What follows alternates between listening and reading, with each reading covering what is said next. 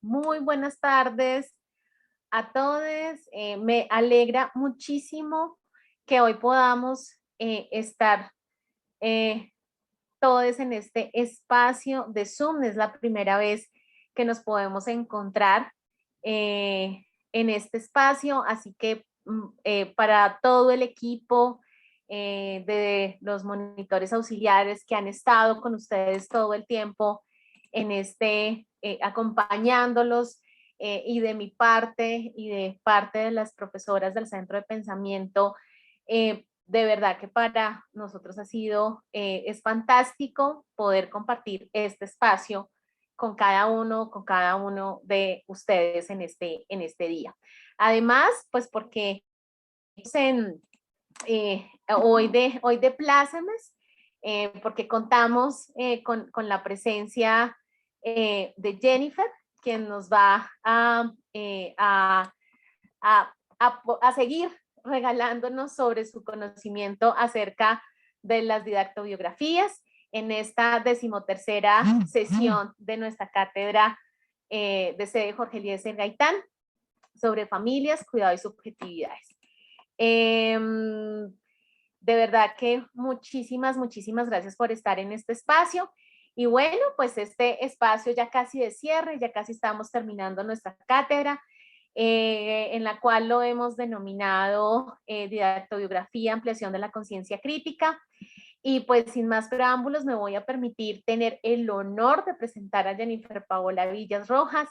Jennifer es normalista superior con énfasis en matemáticas, licenciada en educación con énfasis en educación especial y magíster y doctora en educación de la Universidad Pedagógica Nacional. Es una maestra universitaria e investigadora feminista con amplia experiencia en procesos formativos desde los estudios críticos latinoamericanos de la discapacidad, las pedagogías feministas con perspectiva anticapacitista, la educación popular y de personas jóvenes y adultas, los estudios de género, los derechos humanos y las apuestas situadas en lo autobiográfico, las didactobiografías y las escribivencias. Además, Jennifer es integrante del grupo de trabajo de estudios críticos de discapacidad del Consejo Latinoamericano de Ciencias Sociales, CLACSO, y vale mencionar que Jennifer recibió la distinción meritoria por su tesis doctoral titulada Rose Amaranta Guas Suárez, espero que lo haya dicho bien, Jennifer, experiencias autobiográficas, vínculos deseantes y tránsitos de la indignación de una maestra trans chueca. No sé si lo dije bien, me disculpará si de pronto lo dije mal. Jennifer, bienvenida, de verdad que para nosotros es un placer y un honor tenerte en este espacio, por seguirnos, ser tan generosa con tu conocimiento y regalarnos todo tu conocimiento acerca de las didactobiografías, que ha sido nuestro eje transversal en la cátedra. Así que pues sin más preámbulos, este auditorio y cada una de nosotros y de nosotros te escucharemos con muchísima atención. Así que muchas gracias y bienvenida. Bueno, profa Yaira, muchas gracias. Yo saludo el espacio. Para mí es un gusto acompañarles, estar también, digamos que muy cerquita de una cátedra que creo que viene muy bien en estos tiempos por la pregunta alrededor de la familia, de las subjetividades y del cuidado que en el fondo coloca en el centro la vida, ¿cierto? Y hace un llamamiento a transformar estas sociedades del consumo en sociedades del cuidado, ¿no? Y que creo que eso han ido conversándolo, interpelándolo, y bueno, es tomarse también un lugar en la academia para pensarse problemas de la vida cotidiana que suelen ser muy incómodos cuando nos forman para decir que esos problemas van después, que hacen parte del universo de lo privado y que más bien los estudiantes que se dediquen a sus áreas de conocimiento, si es la ingeniería, si es, digamos que las ciencias naturales o las humanidades, desvirtuando por completo lo que implica el lugar, el retorno al sujeto, ¿no? Entonces, toda mi gratitud y bueno, ustedes me dirán en qué momento esperan que pueda continuar. No, tranquila, adelante, el espacio es todo tuyo. Bueno, entonces yo les saludo, como decía la maestra, yo soy Jennifer Villa, soy hermana del coordinador de la cátedra de Diego Villa. Es nuestro primer espacio juntos, entonces también es muy especial encontrarnos alrededor de las preocupaciones que tenemos, de los amores que nos unen y por supuesto de que como familia también hemos interpelado el vínculo, hemos interpelado las formas en que nos hemos transformado y hoy, quieran o no, vamos a estar muy en la escena nuestras didactobiografías como hermanos, ¿no? Como hermanes, más bien, me gusta más. Entonces te pediría, Diego, si me ayudas a proyectar la presentación para eso. Entonces, antes de arrancar, quisiera como darles un poco la bienvenida, muy en clave de la gratitud y de la emoción que me genera reconocer que ustedes han hecho una apertura, diría Gloria Saldúa, una feminista chicana que une los mundos, que es muy difícil cuando hacemos puentes con nuestra experiencia y la formación profesional, ¿sí? O nuestros amores y lo que pasa en la cotidianidad, digamos que lo que pasa en la academia, en otros entornos. Y digo esto porque creo que cada uno de los que está aquí tiene una intención, una pregunta y se permitió, con el acompañamiento de los auxiliares, de las auxiliares, escribir, nombrar sus experiencias. Y luego, pues tuve esta posibilidad maravillosa de conocer el fragmento que eligieron. Yo no conozco sus didactobiografías, creo que los consentimientos, y lo debatí en mi tesis doctoral, más que informados, precisan ser democráticos, participativos, amorosos, cuidadosos, porque cuando es solo informado es como decirle, ay, te voy a hacer. Creo que el consentimiento es mucho más complejo, porque implica reconocer hasta dónde quiero yo que tú entres a esto que es mi mundo y lo que estoy narrando, porque somos historias.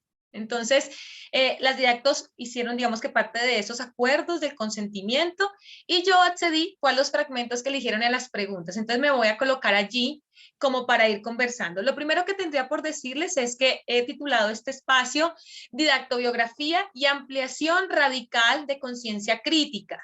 Le modifiqué un poco el título porque creo que uno va sintiendo las narrativas de ustedes y merece también darse la posibilidad de ir transformando.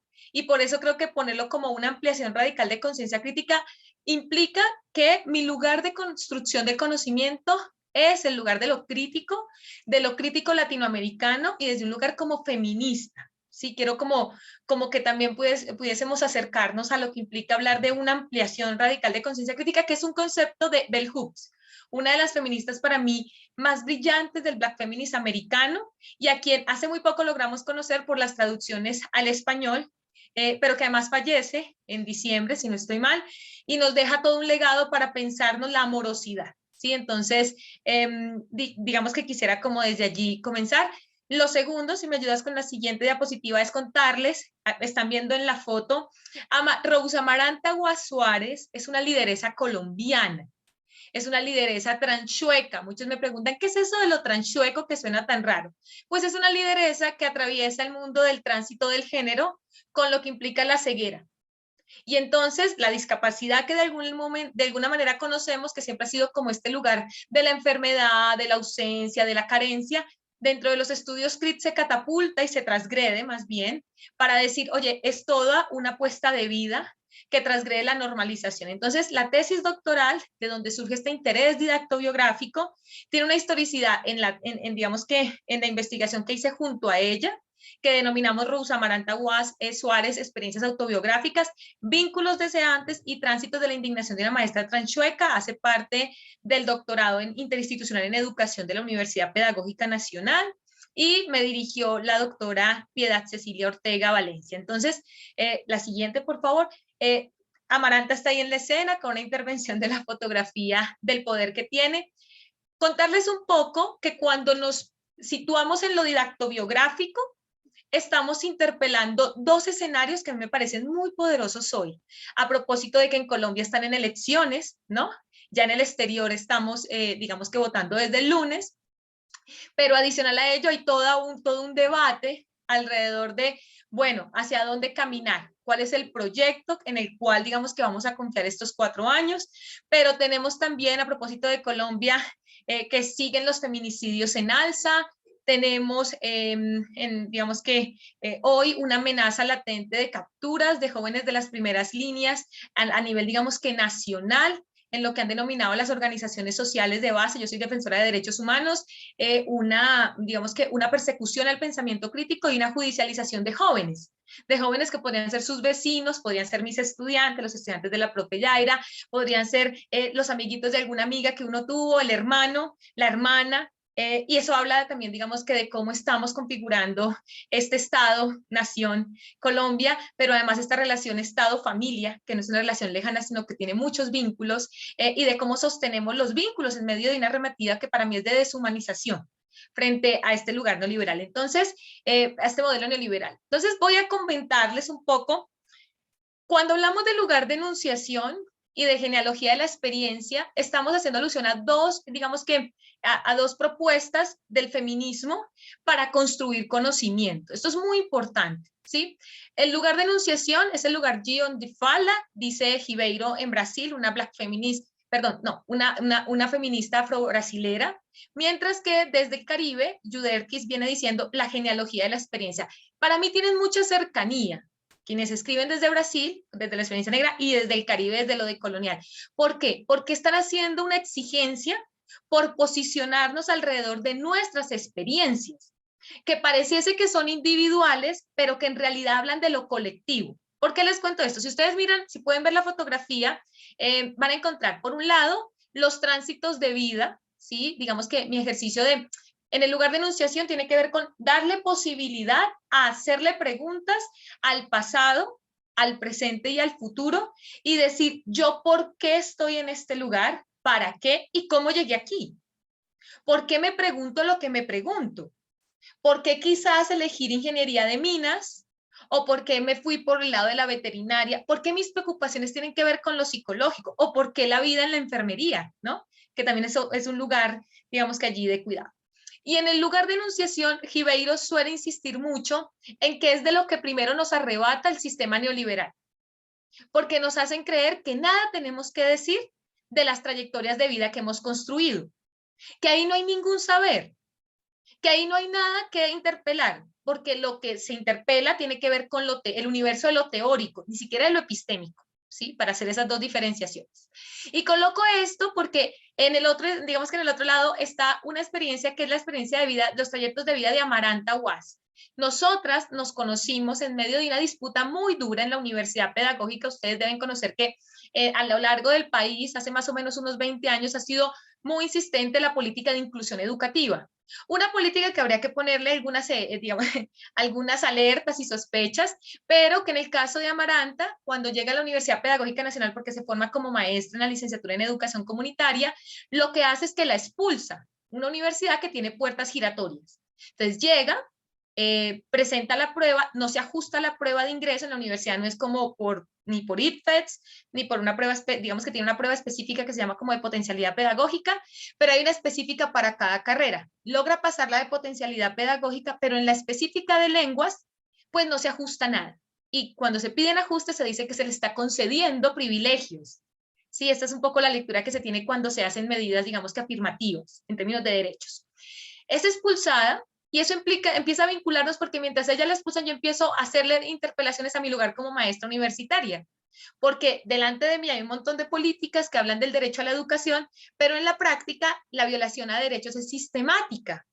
Pero también la opresión a quienes somos ocasionales, digamos que en las universidades, no sé si ustedes lo conocen, hay unas figuras que no todo el mundo es de planta, es decir, no son de la universidad, sino hay unas figuras que hablan de una inestabilidad laboral. Entonces yo soy ocasional, ¿cierto? Y eso genera que al encontrarnos empecemos a interpelar qué es lo que pasa en nuestras vidas, que nos unen las luchas.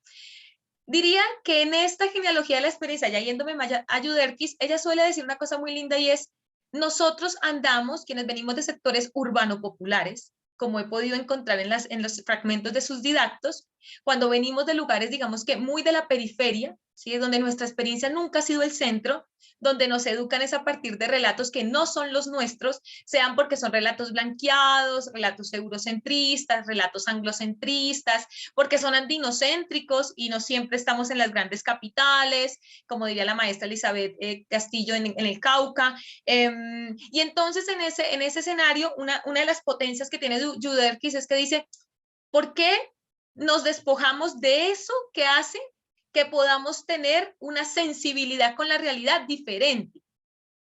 Porque nunca interpelamos el hecho de que en mi caso yo fui una niña de sector urbano popular, donde la mayoría de mis amigos hicieron parte de estas grandes estadísticas de la seguridad ciudadana, es decir, de esta gran categoría internacional de los derechos humanos, donde la seguridad tiene que ver con garantizar que se disminuyan los delitos y el crimen en los países. Hicimos parte de esas estadísticas porque los que más mueren en los países en los últimos 30 años son los jóvenes, jóvenes empobrecidos, y varones, ¿cierto? Pero a las que más abusan y son víctimas de la trata de personas son las jóvenes de sectores urbanos populares o de zonas rurales o migrantes que tienen que dejar sus países huyendo. Entonces, esta interpelación a encontrar que como niña de urbano popular me hacía mucho ruido ver cómo constantemente había desapariciones, listas, no sé si ustedes las conocen, estas prácticas de la limpieza social, ¿no? Que en los barrios son tan comunes alrededor de quién es el sujeto peligroso, ¿no? Y esta idea muy paramilitar de decir que hay limpieza social porque se elimina las manzanas podridas, se eliminan a los jóvenes, pero adicional a ello, nosotros vivimos, aquí están algunas fotos de Diego Bebé, de mi familia, de quienes son de mi organización social, y tiene que ver con esta constante pregunta por qué es tan fuerte en nuestras familias la deuda. El centro de nuestras familias se mueve con una deuda que además se agudizó con la pandemia. Y eso genera unos detonantes muy fuertes en los vínculos, porque estamos alrededor de saldar la deuda, y entonces yo tendría que reconocer que si bien mi mamá fue trabajadora obrera, siempre hizo parte de lo que hoy en Colombia hablamos de familias. Hay, digamos que 4 categorías con el CISBEN, si ustedes las conocen, familias que hacen parte de los, digamos que de la pobreza extrema, de pobreza moderada, de riesgo de pobreza y quienes saldrían parte, digamos que de un equilibrio. El 70% de la población colombiana, según la última encuesta de calidad de vida, habla de que estamos en el 70%. Podríamos estar en el riesgo, es decir, si alguno se queda sin trabajo, inmediatamente se desestabiliza la economía doméstica. Y entonces aparecen prácticas de sufrimiento. Si no es que hacemos parte de la pobreza extrema o moderada, que habla de que en Colombia se vive con menos de $1, que es un poco la discusión alrededor de por qué políticas sociales y la gente sale a decir que los pobres queremos todo regalado, que eso es bien interesante cuestionar. Entonces, en este ejercicio con Amaranta nos conectamos, porque lo que busca uno con la genealogía y con el lugar de enunciación es conectar, dejar de creer que la experiencia de una es una experiencia exclusiva, que solo la mamá de uno habitó el madre solterismo, cuando, como digamos que sé que lo han trabajado en la cátedra, sabemos que Colombia es de los países que más ha aumentado en el madresolterismo en los últimos 10 años. Es decir, las familias hoy en Colombia se sostienen a partir de mujeres que son las que trabajan, sostienen la economía doméstica, los cuidados, trabajo no remunerado, y el remunerado es muy precario. Y entonces cuando uno entiende que no es la mamá de uno la que no le funcionó la relación, que no es la mamá de uno la que no quiso tejer ese vínculo, sino que hablan de unas masculinidades hegemónicas, unos detonantes alrededor de la violencia en el país, pues empieza a complejizar la experiencia. No voy a avanzar más aquí porque más adelante con las directo voy a seguir profundizando. La siguiente, Diego, por favor. Entonces, aquí en este encuentro con AMA apareció el buscar los comunes. ¿Qué es lo que quiero que pase hoy? ¿Qué comunes nos habitan? ¿Dónde nos encontramos como estudiantes? En el caso de ustedes, estudiantes de universidades públicas. ¿Por qué hacer una didactobiografía? Implica posicionarnos políticamente ante la realidad. Y políticamente no es un lugar partidista. Pilas con eso, ¿no? Políticamente quiere decir que hago algo con eso, que actúo, me posiciono y tomo decisiones frente a las injusticias. Pero también reconozco que la relación opresor-oprimido es una relación cambiante y que si yo no hago ejercicios constantes de ampliación de conciencia crítica, fácilmente puedo caer en oprimir a otros.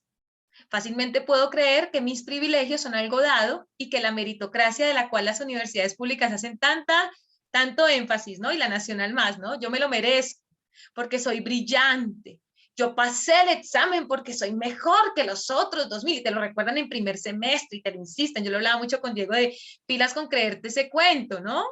Porque entonces al final resultas creyendo que de verdad un derecho es un favor, es algo que te ganaste. Y el derecho a la educación es algo que deberíamos estar discutiendo para beneficio de todos. Entonces, Diego, voy a compartirles un poco quién es Amaranta para traerla a la escena. En internet la pueden encontrar en Facebook como Amaranta Was, lideresa, activista, que une también las peleas desde las trabajadoras sexuales, las travestis, las maricas, la comunidad, digamos que de habitantes de calle y les estudiantes, ¿no? Que a veces parece que son mundos separados. Por aquí la lucha de los estudiantes y por aquí las trabas y las maricas intentando sostener la vida en un país donde fallecen las trabas a los 35 años. A los 35 años. Ama hace poco me decía, ¿cuánto me queda si tengo 24? Porque es una pregunta muy latente de que te pueden masacrar mientras caminas. ¿Por qué? Porque te conviertes en un sujeto despojado de humanidad. Entonces, si me ayudas, Diego Mor, con el video, te lo envié aparte, te envié el enlace de YouTube. O si quieres lo hago yo. Si estás como muy... Les voy a compartir para que vayamos conectando con este ejercicio bello de las didácticas. Esta cumbia, original de Totó la Momposina, es una celebración a mi nacimiento como mujer trans. Confiamos también sea la celebración de muchas personas que existen y resisten en medio de muchísimas talanqueras familiares y sociales. Oye los batapelá, suéname ese tambor. Oye la carajo, siéntelo. 24 de febrero, nacimiento de Amaranta, con cuna en un barrio obrero, y un cuerpo mestizo y paria. 24 de febrero, lentejuelas y una marcha, celebrando la existencia, con empute y digna rabia. Preciosa orgullo no bajes, sal muy regia para la calle, que todo el pueblo ya sabe que te estás cambiando el traje, que las corbatas no caben en tus vestidos de calle. Has cambiado las corbatas por lentejuelas y encaje. Oye mis derechos cuando llegarán, oye mis derechos cuando llegarán, oye mis derechos cuando llegarán, cuando llegarán, cuando llegarán. Oye mis derechos cuando llegarán, oye mis derechos cuando llegarán, oye mis derechos cuando llegarán, cuando llegarán, cuando llegarán. ¡Upa! Oye la carajo, Amaranta, repícame ese tambor, catapelá.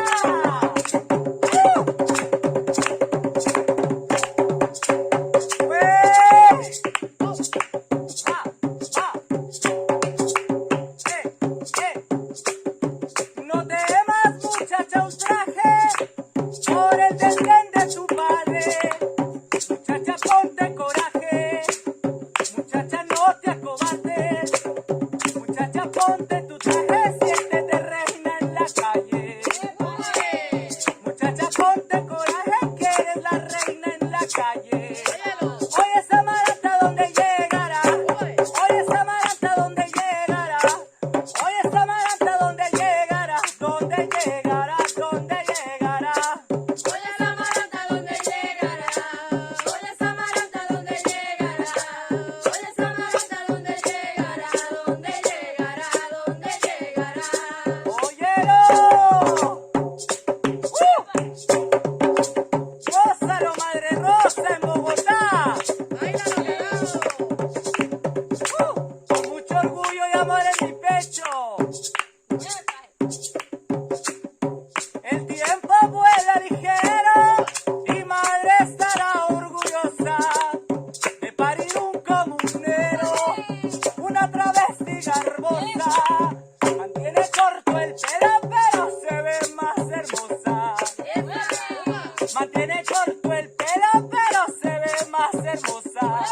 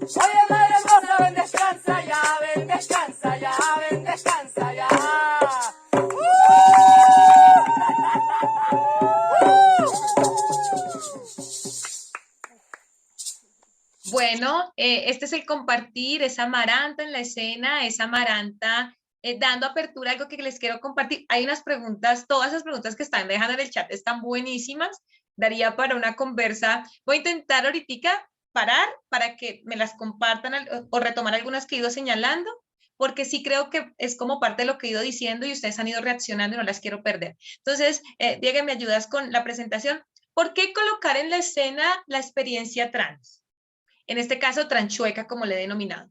Porque cuando nos colocamos en la escena, perdón, cuando nos situamos alrededor de una experiencia radical como esta, es decir, que rompe lo que nos dijeron que era el género, ¿sí? Mujeres, hombres, ¿sí? Cuando rompemos, además, con que la discapacidad es de entrada ya está bajo el mandato del régimen heterosexual, ¿sí? Cuando rompemos con la, digamos que la existencia de un cuerpo, de la metáfora visual de creer que el cuerpo que ve es el cuerpo que transita, porque el tránsito es visual, que eso fue lo que encontramos en la investigación. La primera pregunta que le hacen era, ¿por qué transitas si tú no ves con los ojos? Se asume que transitar implica ver con los ojos, no es una experiencia del cuerpo, sino de este ocularcentrismo que despoja por completo, digamos que la vivencia otra. Entonces, con Amaranta, ¿me compartes la siguiente, porfa? Hemos conversado, y es que a mí me hacía mucho ruido cuando era estudiante de educación especial. Educación especial es como una licenciatura muy olvidada, desconocida, donde estudiamos alrededor de la discapacidad, cómo es que se pueden dar los procesos educativos, ¿sí? Pero siempre que cuando hice mi tesis de pregrado, de maestría, no me cuadraba mucho este debate de la investigación como algo dado, ¿no? Hay un método y se ajusta a la pregunta que tú quieres o al campo en el que estás. Entonces, el método es universal y si estoy en antropología hago una cosa, si estoy en sociología otra, si estoy en medicina. Sin embargo, siempre nos llevan a discutir el positivismo, lo interpretativo, algunos hablarían de lo sociocrítico, pero a mí me gustó mucho cuando Audre Lorde hablaba de que no, y lo nombra así, porque las herramientas, dice ella también Black Feminist, porque las herramientas del amo nunca desmontan la casa del amo. Quizá nos permita obtener una victoria pasajera siguiendo sus reglas del juego, pero nunca nos valdrán para efectuar un auténtico cambio. Y esto solo resulta amenazador para aquellas mujeres que siguen considerando que la casa del amo es la única fuente de apoyo. ¿Por qué ella está hablando de las herramientas del amo? Porque para Audre Lorde, utilizar lo que ya han utilizado desde el lugar de la dominación, sin deconstruirlo, sin alterarlo, es replicar ese modo en el que circula el poder. Voy a ser un poco más específica.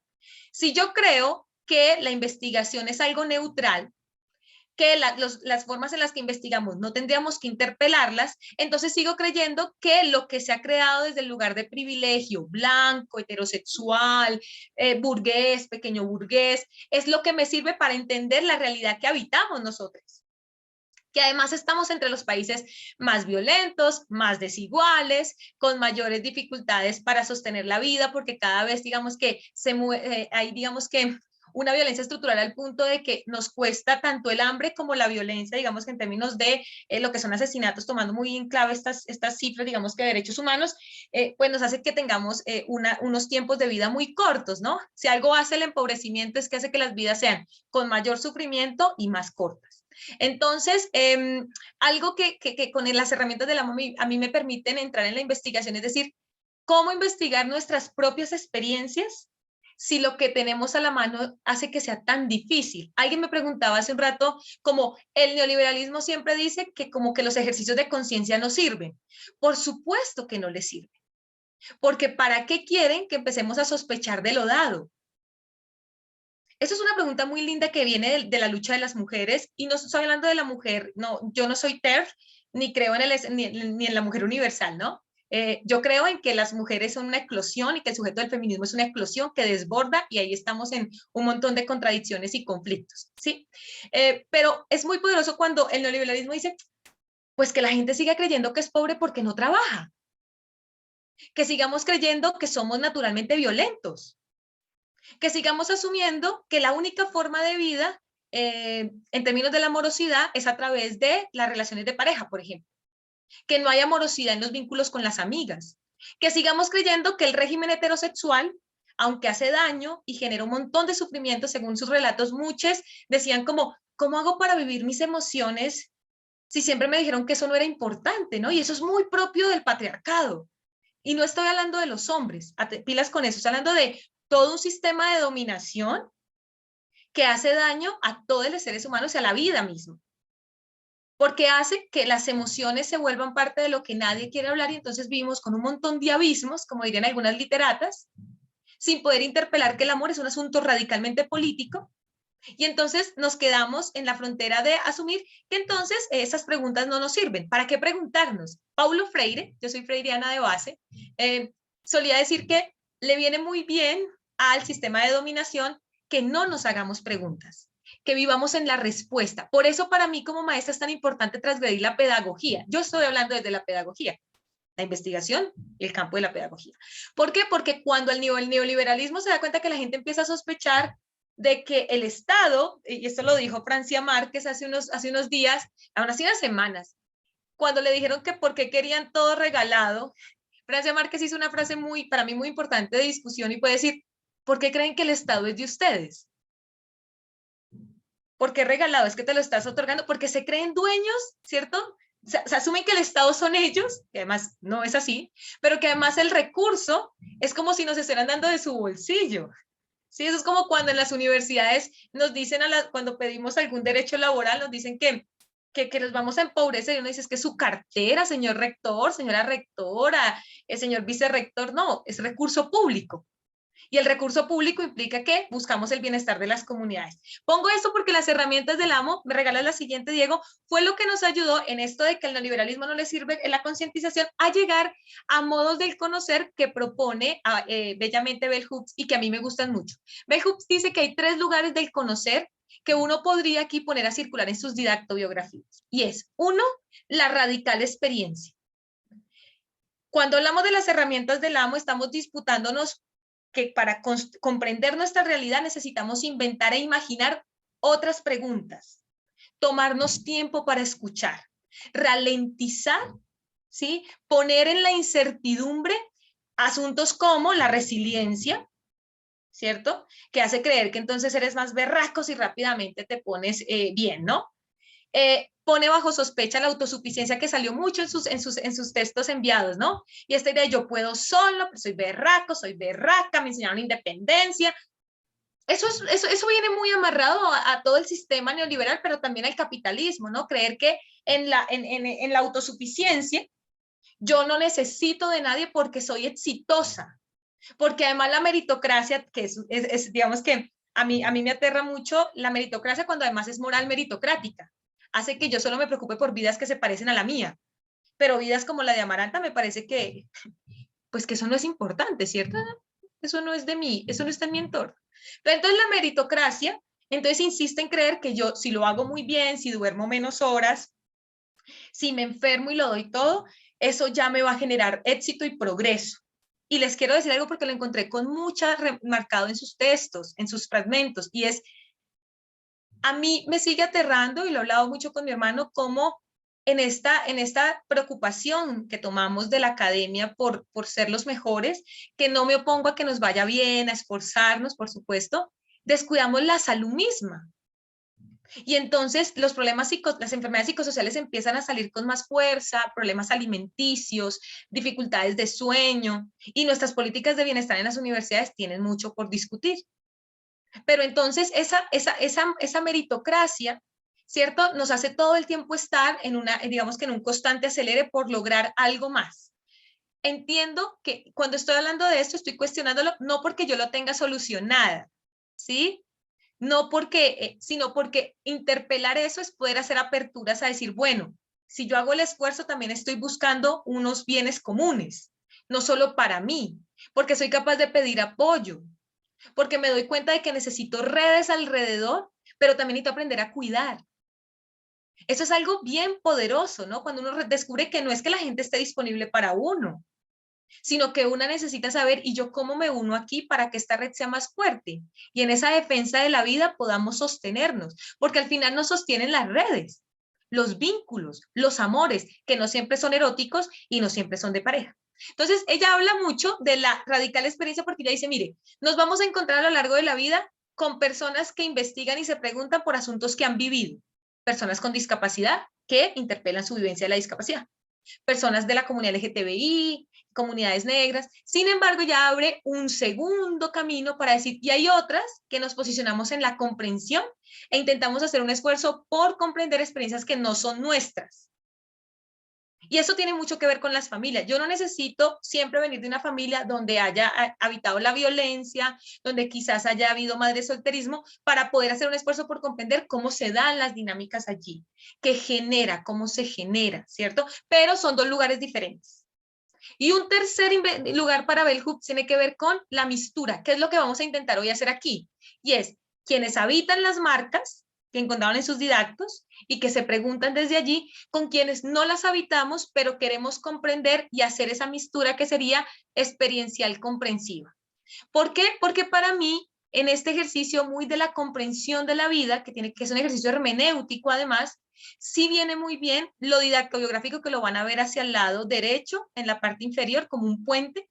Lo didactobiográfico, y más chiquitico está las escribivencias. No me voy a referir a ellas hoy, pero lo didactobiográfico para mí fue la forma de puentear esta intención de comprender la realidad, de construir conocimiento y de hacer algo con la vida diferente a lo que implicaría teorizarla, porque no me interesa teorizarla. Me interesa más bien la historización y la reflexividad. Y aquí me voy a detener. ¿Me regala la siguiente, Diego, por favor? Y es que en esta apuesta didactobiográfica, este es un fragmento de las situaciones conversacionales que tuvimos con una profesora de la universidad en la tesis doctoral, pero me gusta el título, y es Interrogadoras de nosotras mismas. Lo primero que hace la didactobiografía, que es una propuesta de Estela Quintar, sin embargo, para mí, yo lo que hago es aportarle desde el feminismo otras lecturas y posibles comprensiones, ampliaciones. Sí, pero es Estela Quintar quien viene trabajando lo didactobiográfico. Estela Quintar es una académica de las pedagogías críticas argentina que está radicada en México. Pero Estela, digamos que una de las cosas que primero hace con lo didacto es podernos acercar a algo que ella llama así, que lo didactobiográfico implica el retorno sobre sí, es un mirarse y reconocerse, dice. Es la activación del sentido. Es, por tanto, la activación del deseo de saber. ¿A qué voy con esto? Lo didactobiográfico implica que nos vamos más allá del relato de vida.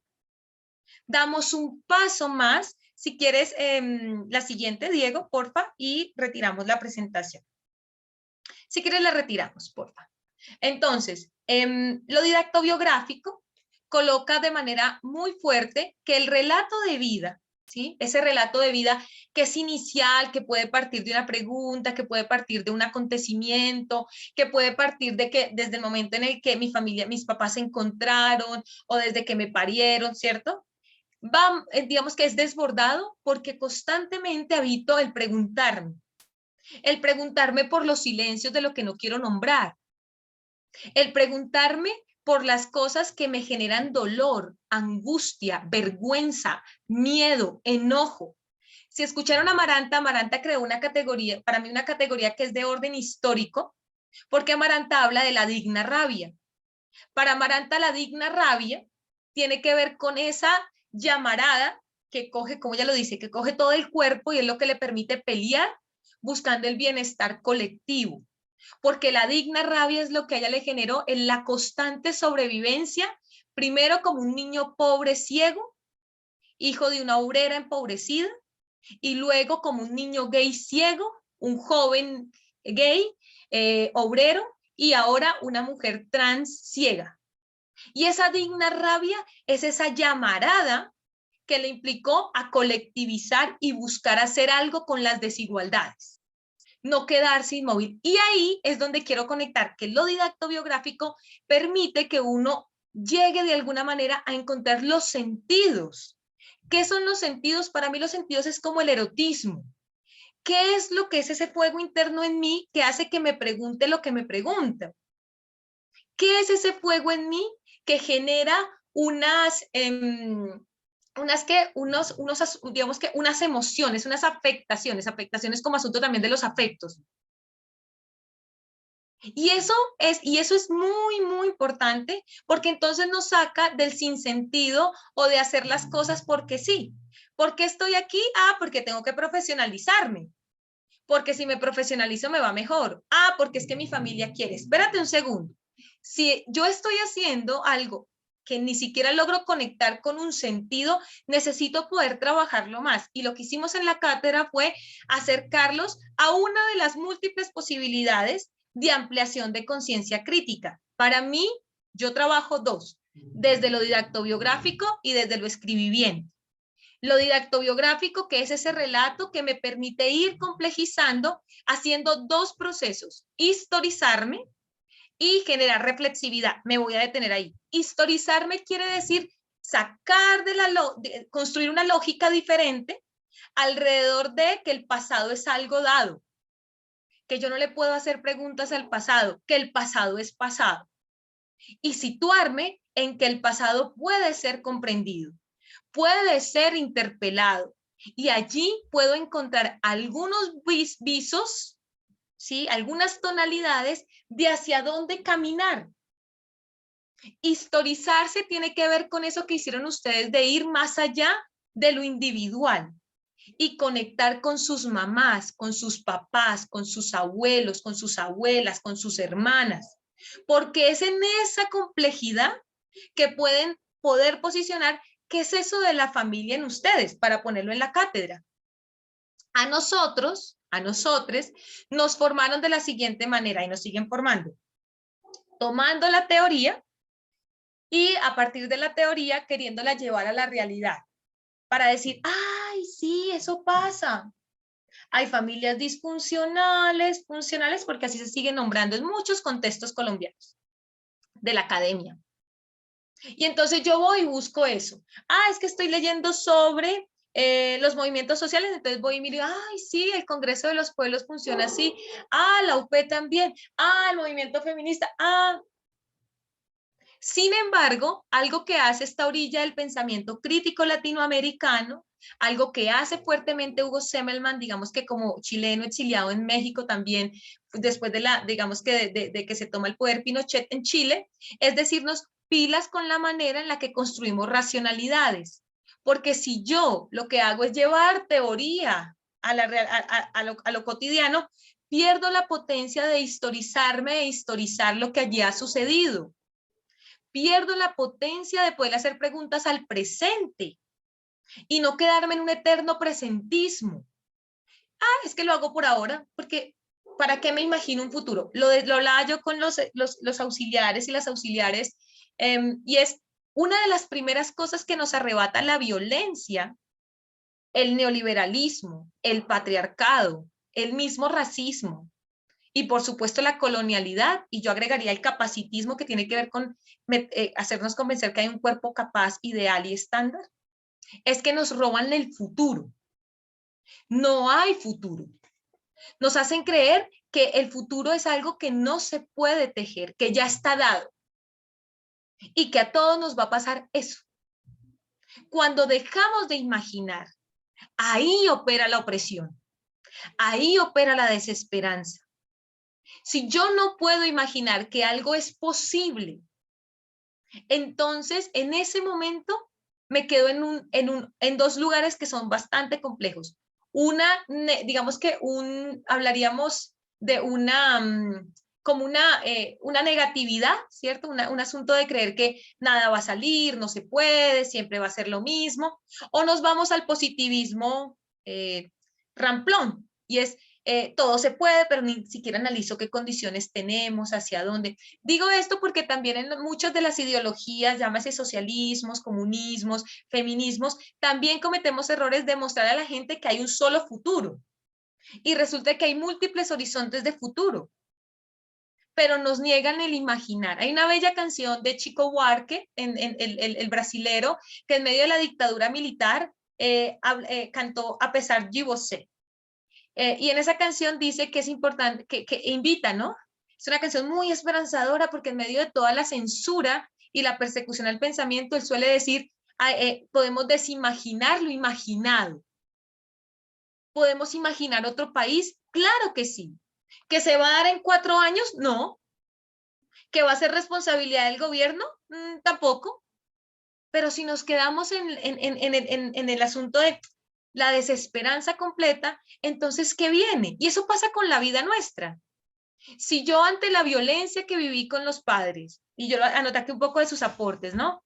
Si yo me quedo alrededor de la violencia, pero no la interpelo para encontrar que no es un asunto de mi familia, que no fue un asunto de Boyacá, que no fue un asunto de Santander, sino que por el contrario, atraviesa el mundo. Si yo no puedo conectar desde mis mundos, mi relato, mi didactobiografía, lo que he vivido con lo que pasa afuera, es decir, lo que está en mí, con lo que está en lo nacional, en lo regional, en lo internacional, pierdo la potencia, la posibilidad, digamos que esa apertura de empezar a encontrar que hay mucho de conexión entre, por ejemplo, que muchas de sus familias hayan perdido las casas, sus hogares en los años 90, después de la crisis de los bancos, y no lo hicieron porque es que fueron malos trabajadores, insisto, o no ahorraron bien, o sus papás no se organizaron bien, o sus abuelos. No, es que todo lo que pasó con el UPAC, ¿cierto? Todo lo que se dio con que los bancos para salvarlos empezaron a subir los intereses, pues golpeó muy fuerte a las familias e hizo que cayeran en niveles de pobreza mayores y fuera insostenible pagar los intereses. Y la política fue, si usted no paga, le quito su casa. Y creían que la casa no era quitar el hogar, sí era también quitar el hogar. Hoy en Colombia tenemos unas condiciones muy difíciles y hablaría de Latinoamérica, que es muy cercano en los índices a África, donde la tenencia de tierra está concentrada en ¿cierto? Terratenientes. Y eso hace que entonces en algunas ciudades sea muy caro vivir, como las ciudades como Bogotá, y entonces la gente tenga que decidir si paga la renta o come. Y eso pues nos pone en una situación muy complicada. Digo esto porque con las didactobiografías el historizarse implica eso, poder conectar el pasado, el presente y el futuro en una manera más de espiral, que yo pueda volver al pasado, hacerle preguntas, que pueda situarme en el presente, que pueda imaginar ese futuro. Pero la reflexividad, que es el segundo proceso que está en las didacto, fue lo que hicieron ustedes con las preguntas. Y es no quedarse en lo dado, en lo dicho, en lo hablado, en lo escrito, sino poder darle paso a eso que es lo innombrable, a eso que es lo que no cuento, no comento, no narro, porque ahí es donde politizamos nuestra experiencia. La reflexividad exige poder adentrarnos en esos agujeros que tiene nuestro cuerpo para identificar si lo podemos sostener o necesitamos muchas otras redes para hacerlo. La reflexividad es la potencia para reconocer cómo se han ido moviendo nuestras familias. No son las mismas de hace 10 años, no son las mismas. Por eso cuando ustedes le hacen preguntas de cómo volver a ser la familia de hace 20 años, valdría la pena poder decir, ¿qué es lo que añoro de allí? ¿Qué es lo que se ha movido de allí? No somos los mismos niños, ahora somos adultos. Nuestros padres viven la enfermedad. Resulta que en muchos de los relatos que ustedes compartieron aparece que sienten que ya se volvieron una carga en sus familias, porque es tal el gasto que implica estudiar, al no tener una política educativa que garantice que ustedes tienen los mínimos para asistir a la universidad, que sienten que en la casa ya se volvieron un problema. ¿Y por qué conecto esto? Porque muchos de ustedes son la generación de las juventudes. Yo recuerdo que cuando era joven y pertenecía al movimiento estudiantil, nos decía, las juventudes son el futuro. Y yo decía, ay, qué pereza, tanta responsabilidad. Sin embargo, luego sí dimensioné que parte de lo que vienen las transformaciones del país es que vamos delegando también asuntos que tienen que ver con otros mundos, que ustedes son los que desean y ya no deseamos nosotros, ni la profa, ni yo, Diego tampoco. Le corresponde a estas nuevas juventudes que también viven con más violencia, la persecución, la desigualdad, que ya asumen las maternidades, porque también tuve estudiantes que sean soy madre y me pregunto por la crianza de ser madre, estudiante, ya digamos que con una presencia además de una precarización laboral que a ustedes les toca con más digamos que más subrayada, más, digamos que más allí diría uno como con una sevicia, de que es más difícil conseguir empleo, que no se trata de que, ay, me faltó buena suerte, sino que hay tan pocas oportunidades para tantos profesionales, que habla de cómo el mercado laboral pues también está en una crisis. Entonces, digo esto porque entonces con lo didacto biográfico me interesa mucho hoy compartirles que lo que hicieron ustedes fue eso, hacerle a la apertura a la pregunta, colocarse en su momento histórico. Si para algo nos sirve la educación, es para, diría José Martí, es para que quienes educan puedan estar a la altura del momento histórico que les tocó. Y a ustedes les tocó este tan doloroso, sí, pero que también no podemos quedarnos en la inmovilidad que genera el miedo. Ustedes me preguntaban insistentemente por qué hacer con las prácticas patriarcales en casa, por ejemplo. Y entonces ahí aparecía con mucha fuerza cómo ustedes ya están muy interesados en poder interpelar esos mandatos del género, del hombre que manda, del que es proveedor, de la proveedora, del lugar del trabajo doméstico no remunerado. Cómo ustedes dicen, ¿y yo cómo hago esto con mi mamá? ¿Cómo hago esto con mi abuela, que han vivido tan oprimidas? Y entonces aparece que lo didacto biográfico se conecta con la escucha tojolabal y con la ampliación radical de conciencia. Y voy a irme a estos dos para irles dando ahorita la palabra a ustedes. Y es, lo didacto biográfico tiene que ver con la escucha tojolabal, que es una propuesta mexicana, digamos que es muy hacia el sur de México, donde se propone que la escucha no es solamente, primero que nos han enseñado desde el lenguaje a hablar, pero no a escuchar. Entonces se descuida por completo la escucha. Y entonces la escucha creen que es con los oídos, pero la escucha es un proceso que implica cercanía del cuerpo. Si yo estoy interesada en escuchar, me acerco más a quien está hablando, ¿cierto? Se alteriza mi piel, algo me genera, ralentizo este mundo donde el tiempo es lo que no tenemos. Algunos me decían, profe, me preguntaban, perdón, ¿cómo sostener familias cuando el mundo laboral te quita todo? Y es una pregunta muy interesante, porque además, sí, con la pandemia se agudizó que los límites no hay entre el mundo del trabajo y la casa. Y que si pones límites, te dicen fácilmente, ah, es que no tienes buena voluntad y no te pones la camiseta. Y eso es muy, muy preocupante porque al final, entonces nos perdemos y descuidamos lo comunitario. Descuidamos la posibilidad de tejer esa red. Las redes de apoyo no son dadas. No es algo que yo salgo y digo, hola, soy Jennifer, 20 personas. Se construyen, se mueven, se tensionan, se tienen que reconfigurar, toman distancia, pero implican actuar. Eso es muy importante en lo político, actuar. Y la didactobiografía es actuar con lo que tengo, con lo que me corresponde. Con esto que estoy, con esta cuerpa, que quizás no la quiero tanto, que quizás no me gusta tanto bajo los mandatos del género, que quizás carga muchas de las huellas de la violencia, sí, porque quedan en los cuerpos y en las cuerpas. Sin embargo, en la esperanza es acción, la esperanza es, ¿y qué hago con otros? Por eso la búsqueda de los comunes y la escucha es eso. La escucha es hacer una disponibilidad ética hacia los otros. Y la disponibilidad ética es poner, ¿cierto? Poner el cuerpo en la escena. Y por último, la ampliación de conciencia radical. Es esto que estamos haciendo y que hicimos durante el semestre. Es un ejercicio de escritura, reescritura, relectura, de pregunta, de volver al relato. Es eso que hicieron para este ejercicio de hoy. Y es tomar un fragmento y poder seguir intentando habitar la imaginación, habitar la incertidumbre, habitar la sospecha y salirnos de lo determinado. Nos forman desde el determinismo. Así es Colombia y no va a cambiar. Los hombres son así. Me encanta cuando me dicen, es que soy así, no voy a cambiar. Y yo digo, wow, porque asumes que no es posible moverse, porque esto tiene que ver con el movimiento. Tiene que ver con el tiempo, tiene que ver con la historia. Y la historia es eso, ¿no?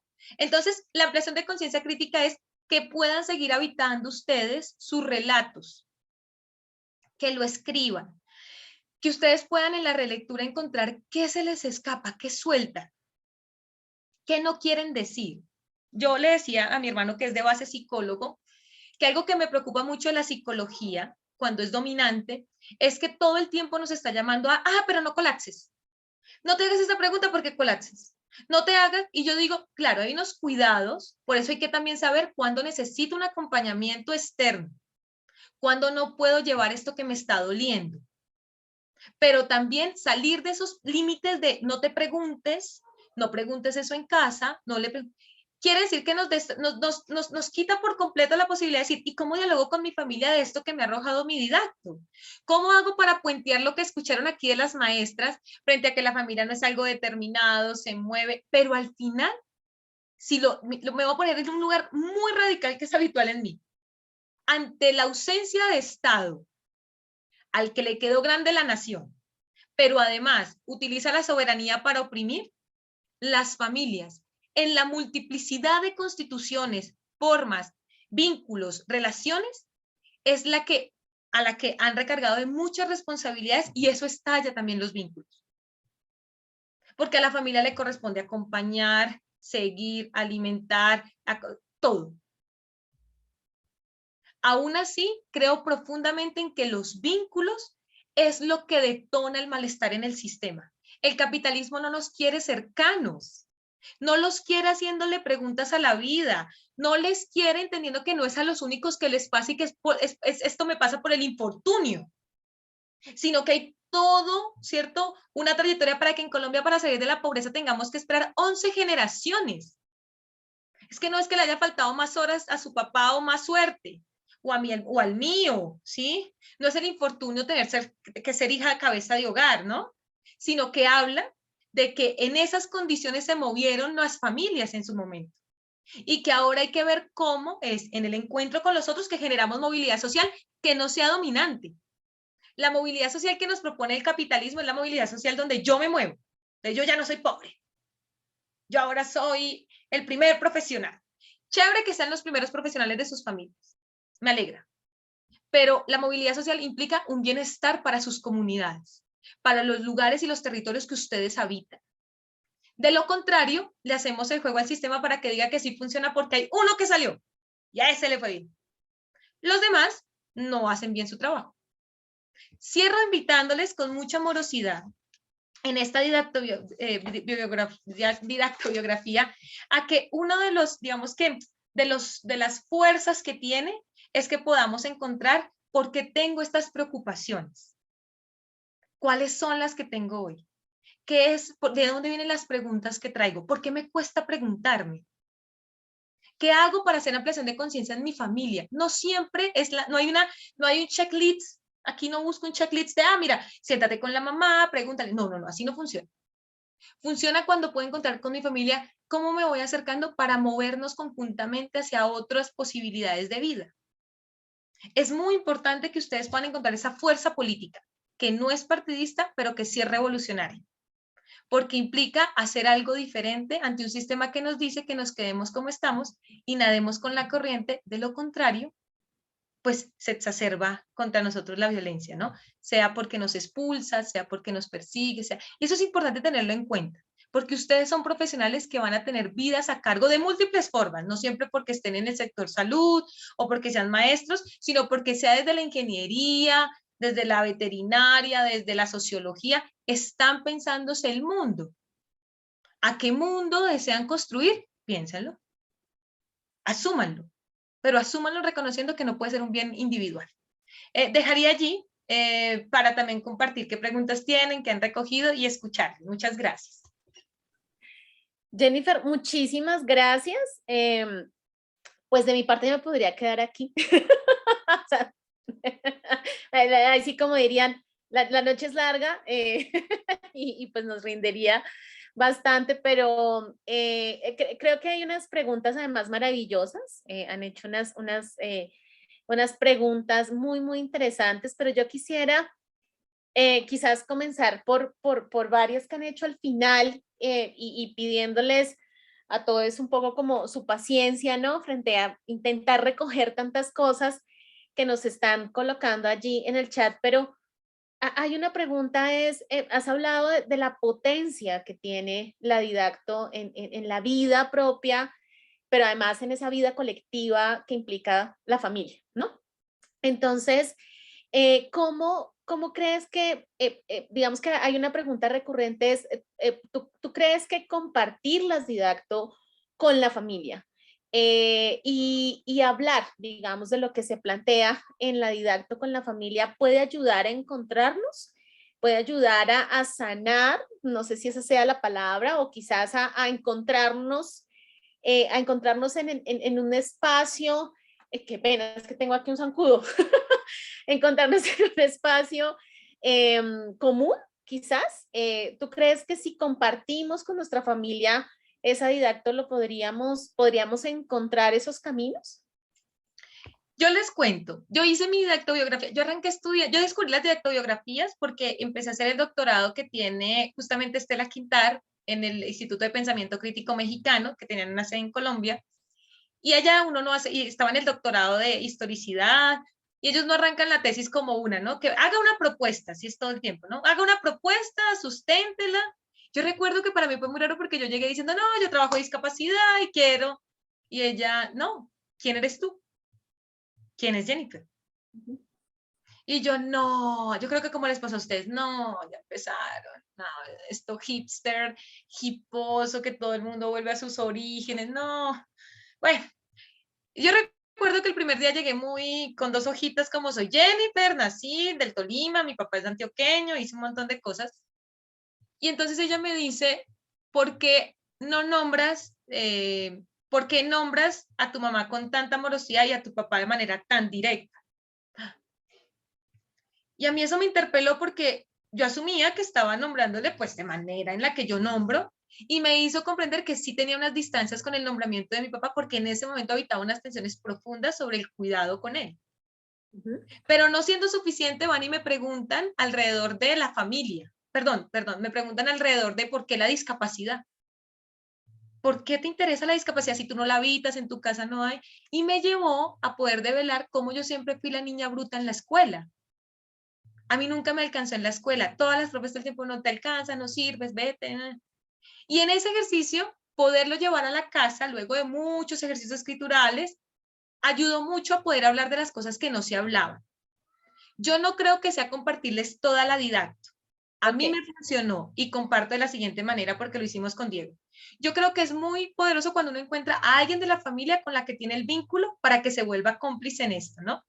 Y con esa persona compartir las preguntas que uno está evitando. Por ejemplo, una de mis marcas vitales fue que mi mamá, o de nuestras con Diego, mi mamá fue víctima de un falso positivo jurídico cuando éramos niños. Y entonces, cuando uno dimensiona la cárcel de niño y dimensiona, en la casa siempre hablaban de, el problema que tuvo su mamá. Esa era la forma de nombrar. Mi mamá siempre dijo, eso se quedó allá, estamos bien, y sí, ella siempre estuvo allí muy presente, muy luchona, pero yo necesitaba poderlo conversar porque siempre creí que en ese afán de no nombrarlo era que ella tenía mucha de la culpa de creer que era ella, que ella lo había hecho mal. Y entonces empezamos a hacer en la casa algo que fueron situaciones conversacionales. Y es que en ese espacio donde hay un tinto, donde hay unas galletas, donde hay el sancochito colombiano, empezábamos a intentar conversar de qué nos había dejado esa experiencia. Pilas con esto, no con preguntas sobre usted lo hizo, sino más con preguntas alrededor de yo lo viví así, ¿cómo lo vivieron ustedes? Porque son hechos que se viven en ópticas diferentes, les cuento. Mientras yo recordaba con mucho detalle el falso positivo en términos de lo que fue la justicia, ¿cierto? Cuando el Estado se vuelca en contra de tu familia, yo tenía muchos detalles de los hechos. Mi hermana mayor tiene más de los hechos que tienen que ver, y esto lo salió también en los relatos, ella era la mayor. Entonces ya le tocaba era resolver el día a día de 2 hermanitos de 5 y 9 años y ella con 14. Entonces ya lo que recuerda es, no, Diego no iba a la escuela y usted no hacía tareas y no llegaba. Entonces el relato de ella tiene que ver con el cuidado en la casa como hija mayor. Mientras que Diego estaba muy chiquito y en eso Diego recuerda, es más, ver a mi mamá, la visita, ese domingo que es el día 1 del mes. Mi mamá recuerda otras, mi papá tiene. Y en ese entrecruzamiento hicimos el ejercicio de comprensión de la realidad. Y eso implica no imponerle al otro la lectura que uno tiene. que aflorecen tristeza, sí. ¿Qué hago con el dolor? ¿Cómo hago para no personalizar esto? ¿Cómo hago? Yo creo que sí hay que, yo les diría, miren, sirve mucho compartirla, yo lo he hecho, creo que he invitado a Diego mucho a este horizonte de poder interpelar el pasado, pero también imaginar otro futuro. En la familia hoy nos funciona muy bien que se volvió parte del diálogo, traer elementos que nos permiten como decir, bueno, ¿y cómo hacemos ya que hay un niño en la casa que es el hijo de mi hermana? Pero les invito a eso, a poder conseguir un cómplice. En mi caso, Diego siempre ha sido mi cómplice, entonces con él nos uníamos y hacíamos la conversa.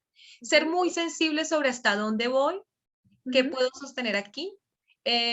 También reconocer qué asuntos no buscamos en esto que nos den la razón. Pilas con eso. La didáctica no es para que me den la razón, es para poder compartir cómo yo viví ese hecho, ese momento y que no quiero cargar conmigo, pero nos potencia como vínculo. Porque en el fondo estamos buscando es que nos potencie, nos permita no repetir esto, la no repetición, nos permita problematizar. Y aquí cierro con esto, profe, y es, a mí cuando escucho mucho sobre qué hago cuando mi mamá vive tantas opresiones y no actúa, mire, yo se los voy a decir con mucho amor. Desde el feminismo, creo que un error que hemos como mantenido a lo largo del tiempo es como esta idea de creer que yo ilumino al otro. Yo voy a iluminar a mi mamá porque yo, pilas, nuestras mamás fueron de otro tiempo. Mi mamá mi mamá decía hace un tiempo, me pareció muy lindo porque me decía hace poco, Jennifer, es que yo siempre recordaba cuando los tenía ustedes, que a mí me tocaba, porque ella además también fija cabeza de hogar, decía, a mí me tocaba pensar, actuar y resolver, dijo eso, ¿no? Y me pareció muy poderoso porque mi mamá nunca había asumido que siempre se desbordó en cuidados. Y ahora lo puede nombrar. Claro, estoy hablando de que esto fue hace 7 años y aún lo mantenemos, ¿no? Y lo dice con esa posibilidad de hoy de decir, no voy a asumir esto de mis hermanos, que lo hagan ellos. Y para mí eso es una gran, pero a mí no me corresponde decirle, mamá, ¿tú por qué estuviste con mi papá todos estos años? No. Hay una manera amorosa, radicalmente amorosa de acercarnos que pasa por compartir, por dialogar, por preguntar, por escuchar qué sostiene esas decisiones que nos hacen tanto ruido. Y a veces es sostenernos a nosotros como hijos, pero nos queda muy difícil.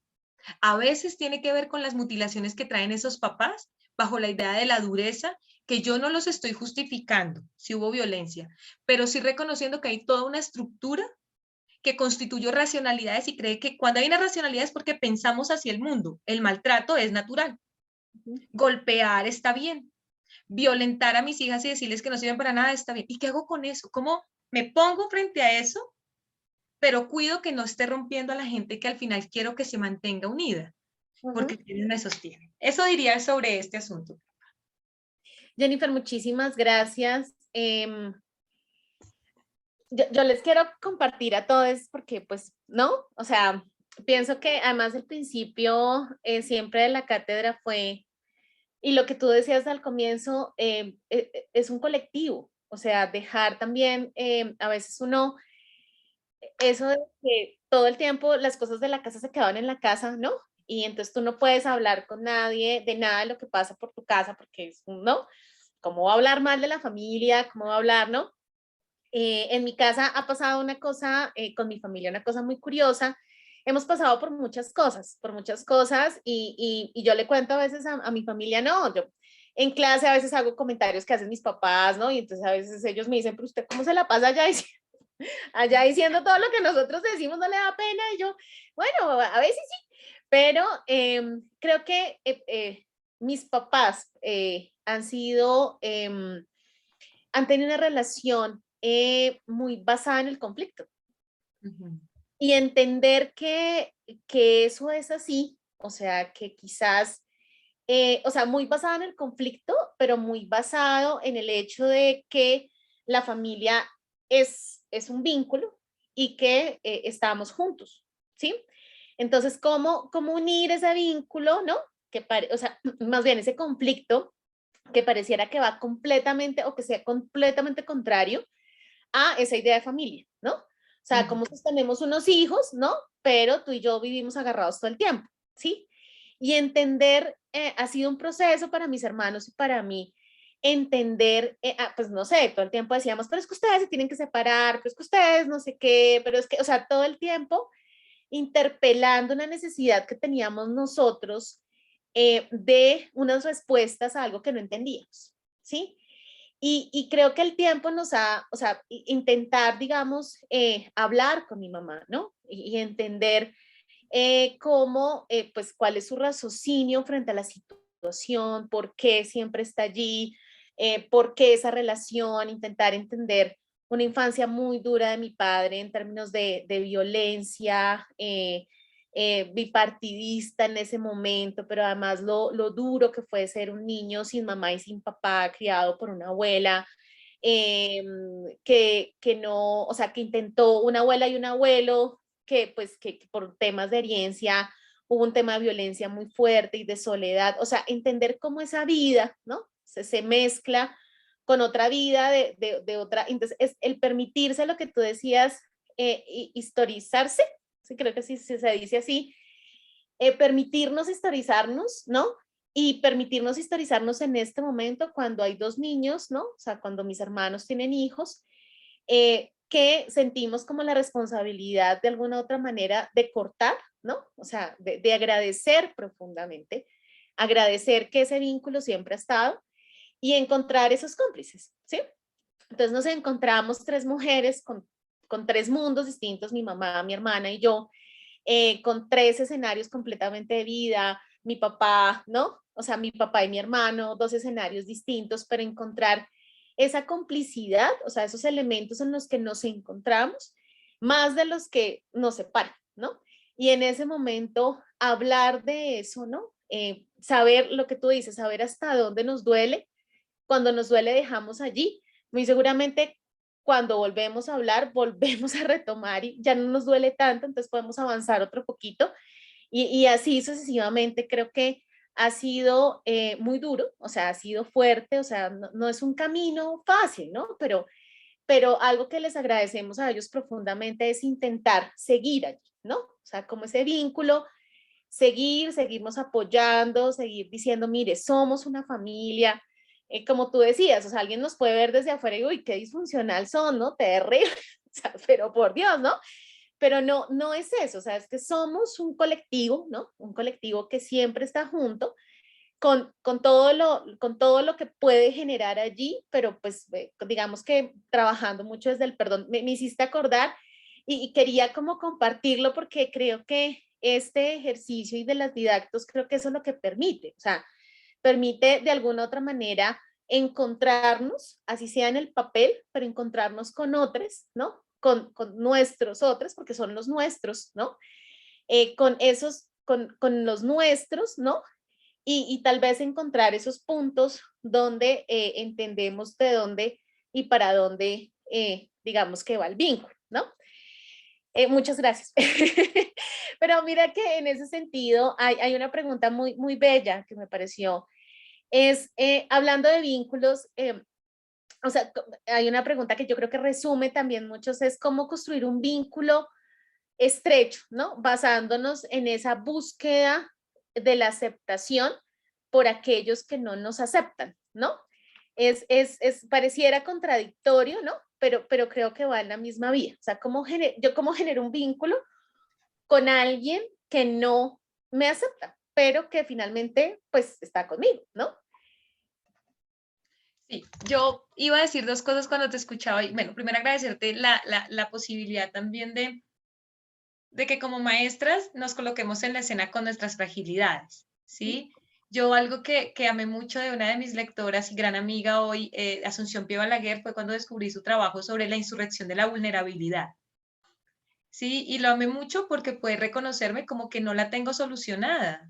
Y que si bien creo en la familia, tampoco vengo de una familia pues que me haya brindado todo lo que se supone te brinda la familia. Y lo digo es porque varios dicen como ver a los papás peleando, ver a las familias, a las mamás enfermas, habitar el descuido del papá, la ausencia de un papá, reconocer que sí se dan también preferencias, hay tiempo para unos y para otros no, que nunca nos alcanza. Yo tuve que aceptar que no me iba a alcanzar porque tomé decisiones que fueron otras y bueno, ya no iba a luchar por alcanzar el estándar que querían los viejos, pero ¿qué implicó negociar?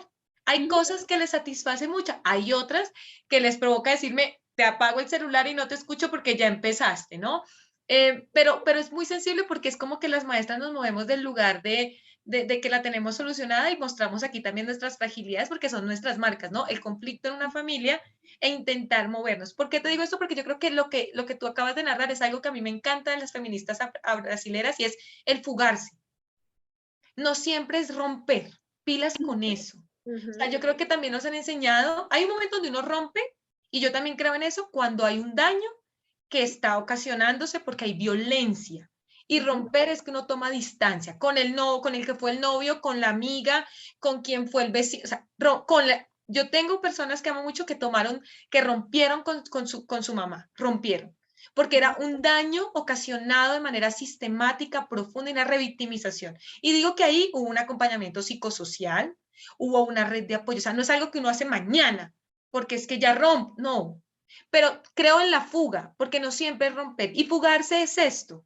Fugarse es decir, esas fueron las decisiones de ellos dos, pero vamos a proponer e imaginar otra manera de relacionarnos que no sea la del amo. Sí, que es un poco lo que les quiero dejar el mensaje hoy. Miren, y para mí es el mensaje, y está hablando de mensaje político, estético y ético, y es cómo no convertirnos en moralmente superiores con los familiares, con los vínculos, y es cómo hacer para que, si bien aquí hay unas prácticas digamos que de descuido, de desprotección, de ausencia, yo muevo esto hacia otro lado y lo muevo bajo la posibilidad de que yo quiero brindar otro nicho. Quiero tener otro nicho, un nicho diferente y que se vayan sumando, que nos tomará tiempo, sí, pero nosotros no vamos a ir a solucionar cosas que les corresponden a los papás, a los hermanos, a las hermanas. Yo vivo profundas diferencias con mi hermana mayor, pero eso no me quita eso que hiciste tú, profa, de contarnos, y es entender que a ella le tocó otra vida porque ella fue la mayor. Yo no era la mayor, a ella le exigieron cosas siendo niña que a mí no. Y eso hace que intente ser lo más justa posible.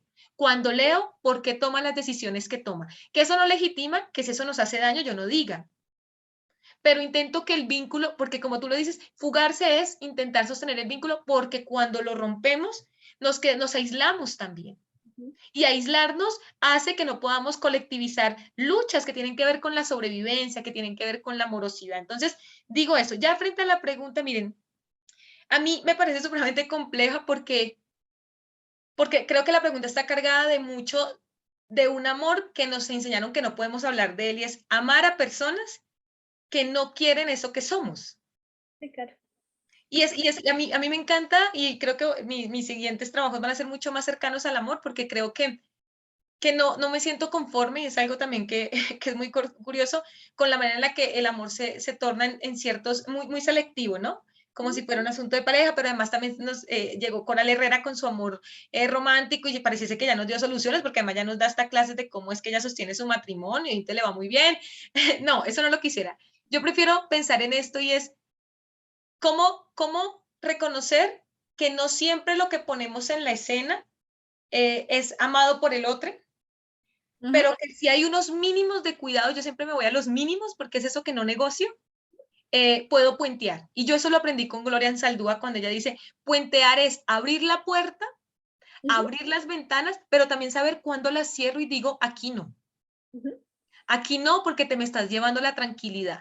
Aquí no, porque ya pasaste mis mínimos. Por eso es tan importante pensar en esos mínimos en el vínculo. Ustedes están más jóvenes, tienen tiempo para también imaginarlo. Lo digo es porque muchos viven en sus casas, ¿sí? No, irse no es una opción. Yo creo que también esa idea de me voy, cuando tenemos que vivir en las familias porque la economía fluye más, hay 4 trabajando y no 4 en 4 casas diferentes, ¿no?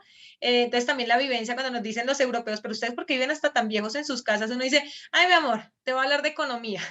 Es que no es tan fácil esto de la independencia. Pero lo que quiero decir es, sí, los mínimos de cómo entro a esta relación. ¿Qué puertas no abro? No voy a abrir. Y no voy a abrir porque en ese momento siento que no lo puedo sostener. ¿Qué asuntos quiero entrar en diálogo y podría ser la puerta para entrar a asuntos más gruesos más adelante?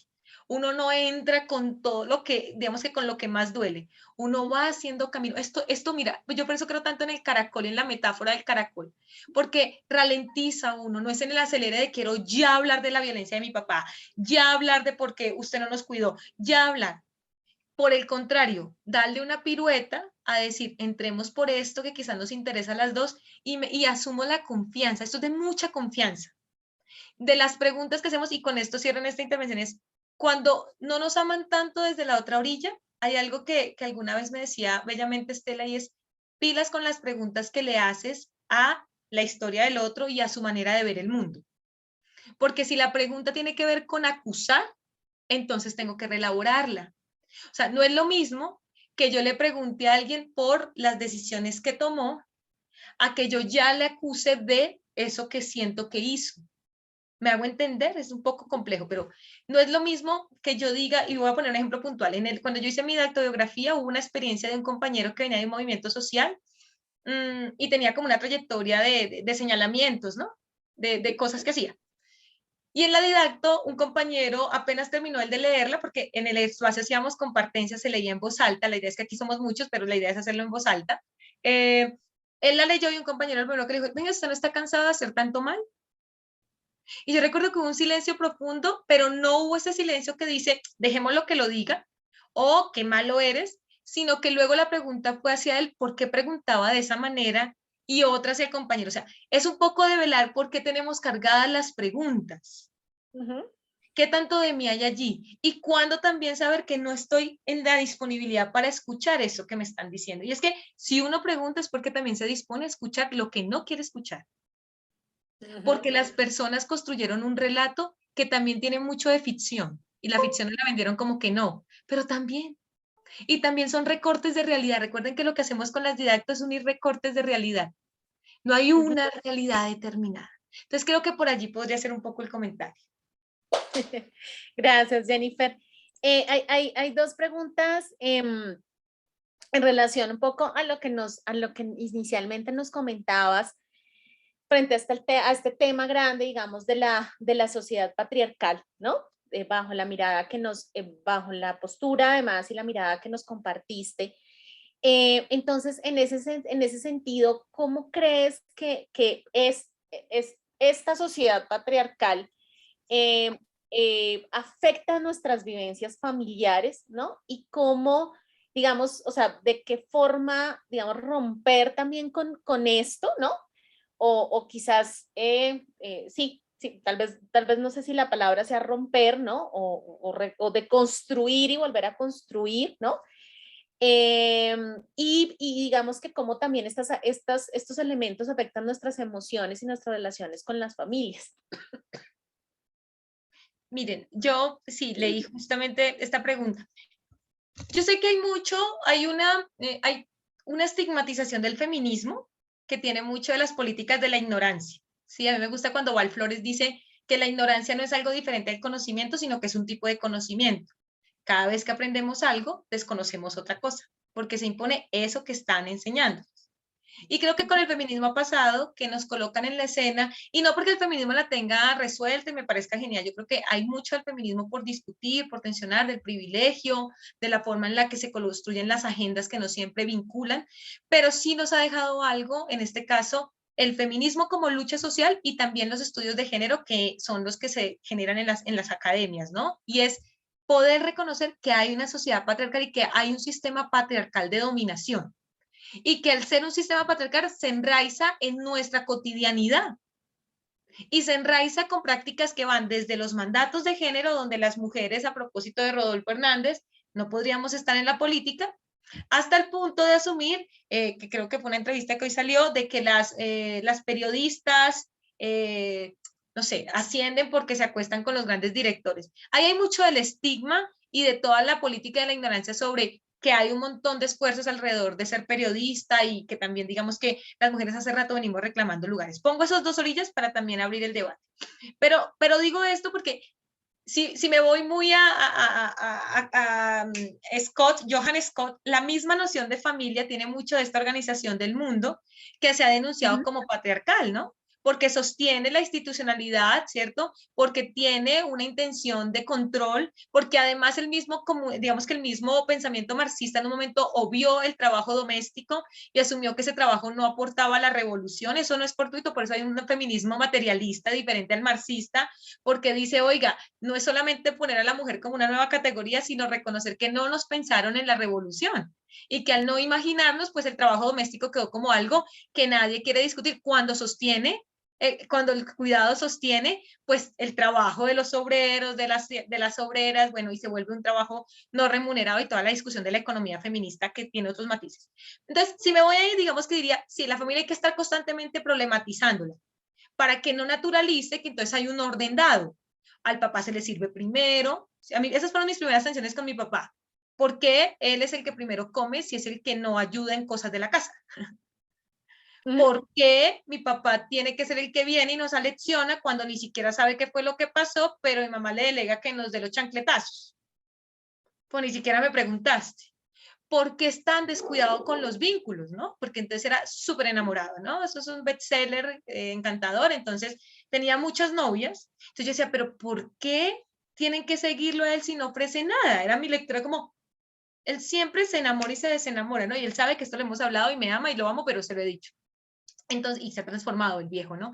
Pero en eso que les estoy contando, fue también empezar a interpelar en la propia casa, como tú decías, sacar lo privado a un escenario de disputa y de discusión, de poder problematizar por qué está ordenado de tal forma en que genera una sobrecarga en las mamás. Miren, una cosa linda de ampliación de conciencia es acompañar a las mamás a que nos digan qué no quieren hacer. Miren, a mí me pareció re lindo ver a mi mamá diciendo en un punto, no quiero cuidar a mi nieto. Y lo ama, pero estaba cansada porque por 3 años lo cuidó las 24 horas, porque además cuando está la maternidad, digamos que maternar de maneras, digamos que sola las compañeras, en este caso mi hermana, pues otra mujer asume los cuidados. Y decirlo para acompañarla, mamá, no hay culpa, mamá, no tienes, porque claro, está todo este alrededor, no es uno, sino todo el mundo diciéndole, pero las abuelas son las que cuidan, pero tan linda que se ve con el niño en el parque, no, ya estaba agotada porque ya crió a 3 hijos, porque ha criado y ha cuidado a sus hermanos de niña, porque además asume, entonces, acompañar en que puedan, a mí me parece muy lindo cuando en el feminismo decimos sacar la voz. Yo no le doy voz, se saca la voz. Y sacar la voz es escuchar a la mamá, que empezar a asumir también qué cosas de las que hacemos son opresoras con otras mujeres. Eso también es muy importante. Cuando yo, ay, si en mi casa que lo haga mi abuela, que lo haga, o cuando yo me descubro siendo la que lo hace todo. Entonces yo le soluciono a mi hermano y voy donde mi hermana y entonces hago y entonces, porque además también nosotras nos echamos muchas cargas encima cuando somos, digamos que, muy convencidas de la solidaridad, entonces resultamos solucionando a todo el mundo. No hay un límite, porque al final la gente tampoco nos cuida, no nos cuidan. Asumen que como lo resolvemos todo, a esa puede sola. ¿Para qué me pongo a ayudar? O no, ni siquiera saben qué hacer con nosotras, ¿no? Pues porque nos leen como las que podemos resolver. Y conecto esto porque para mí la sociedad, digamos que la sociedad patriarcal que afecta a las violencias familiares es un asunto muy difícil, más porque hoy en Colombia estamos hablando de un sistema nacional de cuidados como una propuesta que está alrededor de las 2 campañas que se juegan en la presidencia, ¿no? O sea, están las 2 propuestas, no en solo una. Claro, en una de las propuestas aparece como un ministerio de la igualdad, pero ¿por qué digo lo del sistema? Porque es algo que viene rondando Sudamérica con mucha fuerza en Uruguay y en Argentina, pero sí nos habla de cómo es que empezamos a hacer preguntas alrededor del tiempo, del bienestar, de la división de roles, de tareas, cosas sencillas. Mira, a veces no es sentarse con la mamá a hablarle de Johann Scott, no es sentarse con la mamá a hablarle de Mara Viveros, que me encanta, no. Es sentarse a reconocer que en la casa las prácticas se pueden ir transformando desde la forma en la que se nombra el mundo. Desde parar y decir, qué pena, ese comentario es racista. Y eso incomoda. Miren, yo creo en las aguafiestas y en las malqueridas, porque creo que si hay un momento donde hay que parar asuntos, en poder dividir tareas y decir, no puede pasar que tú estás cansada. En empezar a problematizar cómo es que me relaciono con otras mujeres, con los compañeros también en las masculinidades. ¿Qué cosas del privilegio hace que ustedes no les exijan, pero a sus hermanas, a sus hijas, sí, a sus compañeras? ¿De qué forma en la casa también impera una idea de emocionalidad que es mutilada? porque somos autosuficientes y berracas. Y eso nos enferma, nos genera colitis, nos genera un montón de dificultades estomacales. Eso digamos que lo han investigado otras personas, pero porque no podemos nombrar la emoción. Tengo enojo, ¿enojo de qué? ¿Cómo tramito el conflicto que no sea desde la violencia? Mire, eso es una pregunta bien importante, porque todo tiene que llevar a lanzar las cosas, a pegar en la pared. ¿De qué forma yo propongo? Porque es difícil para una cuando esa es la forma en la que hemos visto que se soluciona, ¿no? ¿Quién grita más duro? ¿Quién tira la puerta más duro? Y cierro con esto. Yo siento que de los trabajos más lindos que hoy hay en el mundo sobre las emociones son los del miedo. Porque para mí no se trata de despojarse del miedo. Es más, sospecho de que eso sea posible. Porque para mí el miedo salvaguarda, porque a veces cuando nos creemos MacGyver nos ponemos mucho en riesgo y eso va para todos para que cuidemos la vida, por favor. No queremos más banderas, no queremos más, sí, queremos chicos que puedan sobrevivir luchando muy dignamente, pero cuidando la vida. Pero también el miedo inmoviliza. Y yo siento que lo primero que uno hace en términos de sacar la voz es cuando asume que la inmovilidad no nos salva. O sea, el silencio no nos salva, decían las feministas negras de los 80s, 70s, no nos salva. Porque creer que me quedo callada y conmigo no tocan es desconocer que te van a dar. Porque el patriarcado no deja ninguna. Por eso es que nos violenta de esa manera en términos de ataques sexuales, de acoso, pero también de sobrecarga laboral, de trabajos precarios, de brechas. Y eso toca empezarlo a circular en la casa, en los vínculos con los amores, para que tengamos otras prácticas que no se van a dar inmediato, sí, pero entre más igualitaria sea la relación en casa, más posibilidades tenemos de tejer otras relaciones digamos que en el mundo cotidiano, laboral. Y si sacamos la voz en casa, la sacamos en el trabajo, la sacamos en el transporte, la sacamos y empezamos a reconocer cómo queremos pelear. Yo no creo que haya una sola manera de pelear. Yo creo que hay gente, y yo he asumido que voy de frente, yo, pero también sé que mis amigas son más estratégicas y han decidido que lo van haciendo de manera mucho más, ¿cómo lo digo? No tan de frente, sino con otro tipo de cosas. Y creo que creer que hay una sola manera, lo que detona es que negamos la subjetividad del otro a propósito de la cátedra, ¿no? Pero es sacar la voz. ¿Cómo la quiero sacar? Construyanlo, descúbranlo. Pero es su voz. Es eso que dice acción denuncia, diría Concepción Evaristo en Brasil. Y es acción denuncia es que lo digo y hago algo con eso, porque no me voy a quedar ahí. Sí, es un poco la invitación. Jennifer, hay yo creo que para cerrar quisiera hacerte una pregunta que creo que además nos ayuda a cerrar muchísimo el espacio, este espacio además abierto desde la cátedra para cada uno de nosotros, pero que además yo creo que es un llamado a la academia en sí misma, ¿no? Y hay una pregunta muy bonita que tiene que ver con que cómo o si deberían las instituciones educativas darle un espacio a la formación emocional, ¿no? Y digamos que, pues, a eso llamado inteligencia emocional, que a mí no me gusta mucho, porque me parece que es demasiado racional, ¿no? Y creo que ese precisamente es de lo que estamos hablando, pero cómo poder desde la misma academia poder hablar de las emociones, o sea, podemos también permitir estos espacios, ¿no? Sin que creamos que entonces es una pérdida de tiempo, ¿no? Porque entonces es la ciencia dura, es la Universidad Nacional de Colombia, esto no, sí, o sea, a ver, o sea, como que no, y lo que tú decías, ¿no? Más cuando aparentemente, pues digo con todo el amor, es lo que tú decías hace un momento. Entonces, nuestros estudiantes son los mejores estudiantes del país. Y entonces no tienes por qué estar mal, no tienes por qué estar triste, no tienes por qué tener problemas, porque es que estás en la mejor universidad del país, no podrías estar, tienes el privilegio que no tiene nadie, etcétera, etcétera, ¿no? La universidad, pues, aparentemente te da todo, tienes a los mejores profesores, aunque, pues, sí, echándome yo misma, ¿no? Aunque, pues, somos humanos, ¿no? Y pues muy seguramente somos seres humanos y muy seguramente no seremos los mejores y también tenemos 80,000 cosas en nuestras cabezas que obviamente en esta relación con los otros, pues se nos salen también todas estas cosas, pero ¿cómo hacer cómo impregnar a la academia de estos espacios, cómo poderlo decir y poderlo decir en un espacio muy académico, pero también poderlo manifestar y ponerlo poner en un escenario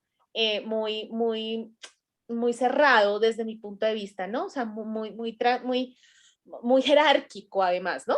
Extremadamente jerárquico.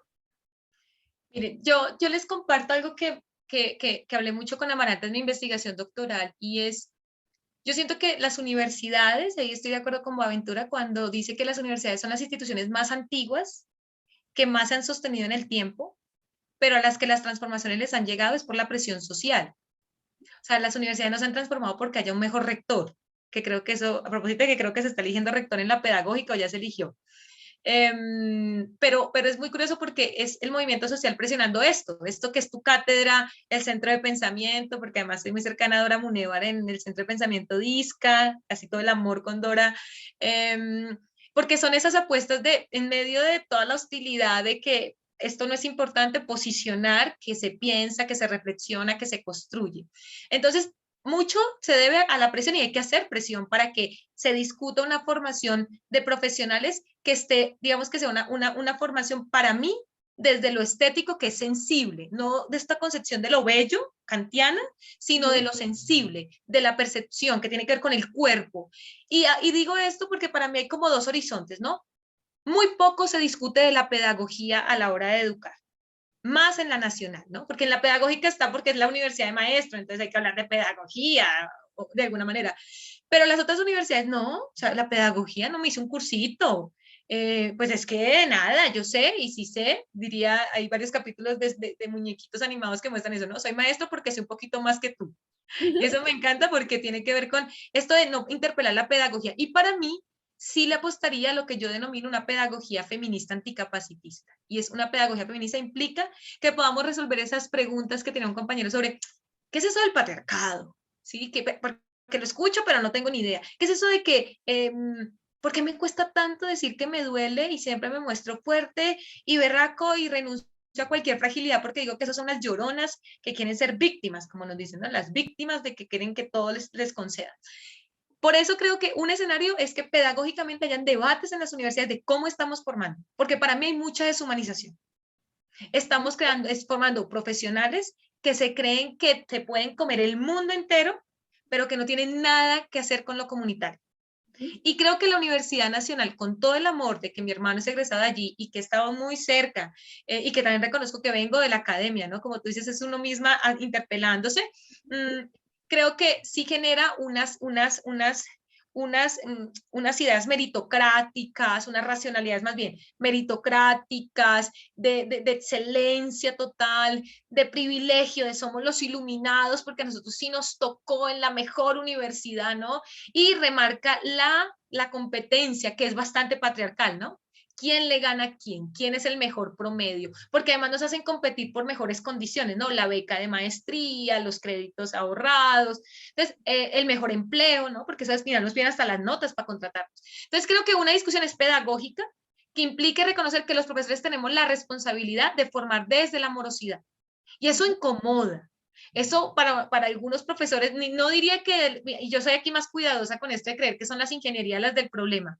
A mí tampoco me convencen los de sociología, ni digo que la tienen solucionada los de psicología, porque me parece que eso es esencialista. O sea, creer que entonces, porque yo soy de la Universidad Pedagógica, ya hay una pedagogía feminista, no. Allá hay un montón de machos profesores que siguen y de compañeras con una racionalidad patriarcal que oprimen a las chicas y a las maricas les dicen que se vayan, que les viven diciendo que ven un hombre, que a Amaranta le dicen niño Amaranta, que permiten que haya acoso en el aula, que se burlan de las feministas delante de todo el mundo para decir que no tenemos pensamiento, y un montón de situaciones en una universidad que se supone que es muy crítica, ¿no? Entonces, sospecha sobre la pedagogía y sí creo que hay unos asuntos curricularizables, como tú lo dices.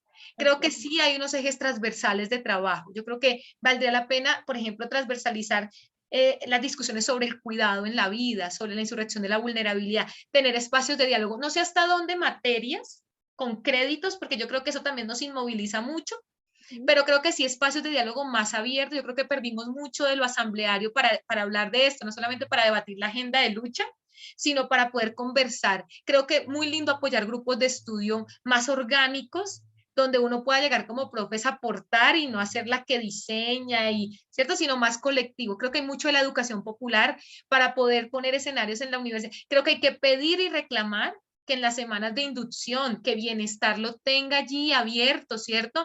A mí, y cierro con esto, a mí me cuestiona mucho cuando encuentro que las universidades cada vez están más privatizadas y burocratizadas internamente, ¿no? Entonces, tomarse un salón es pedir un permiso enorme, cuando son los espacios donde se podían encontrar los estudiantes a volver esto un asunto cotidiano de lo didacto biográfico, que hayan profes con horas para que puedan imaginar proyectos de investigación que están situados, es en que circulen cuáles son, yo lo llamaría así, los problemas que hoy acontecen.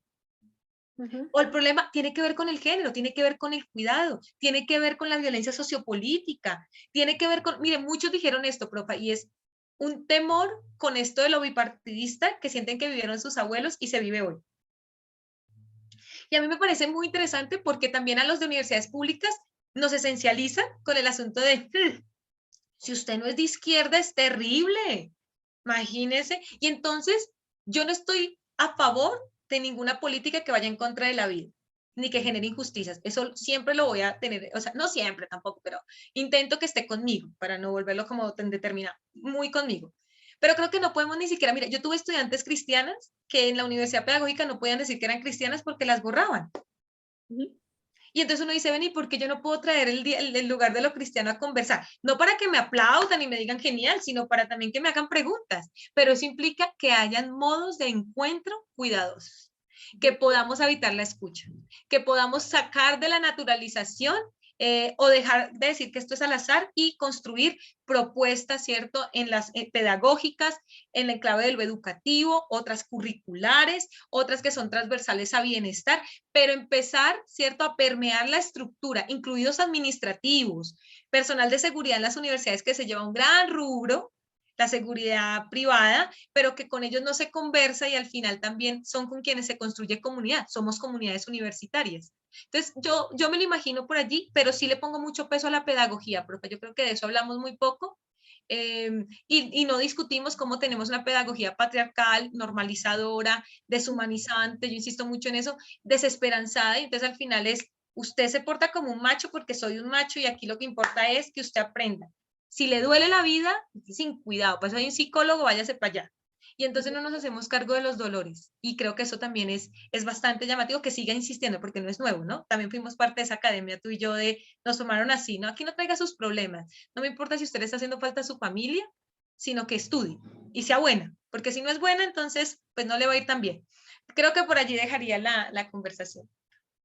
Gracias, Jennifer. Sí, creo que pues parte del ejercicio eh, creo que ha sido ese, o sea, creo que el ejercicio de entendernos un poco este ejercicio pedagógico distinto ha sido un reto enorme, ¿no?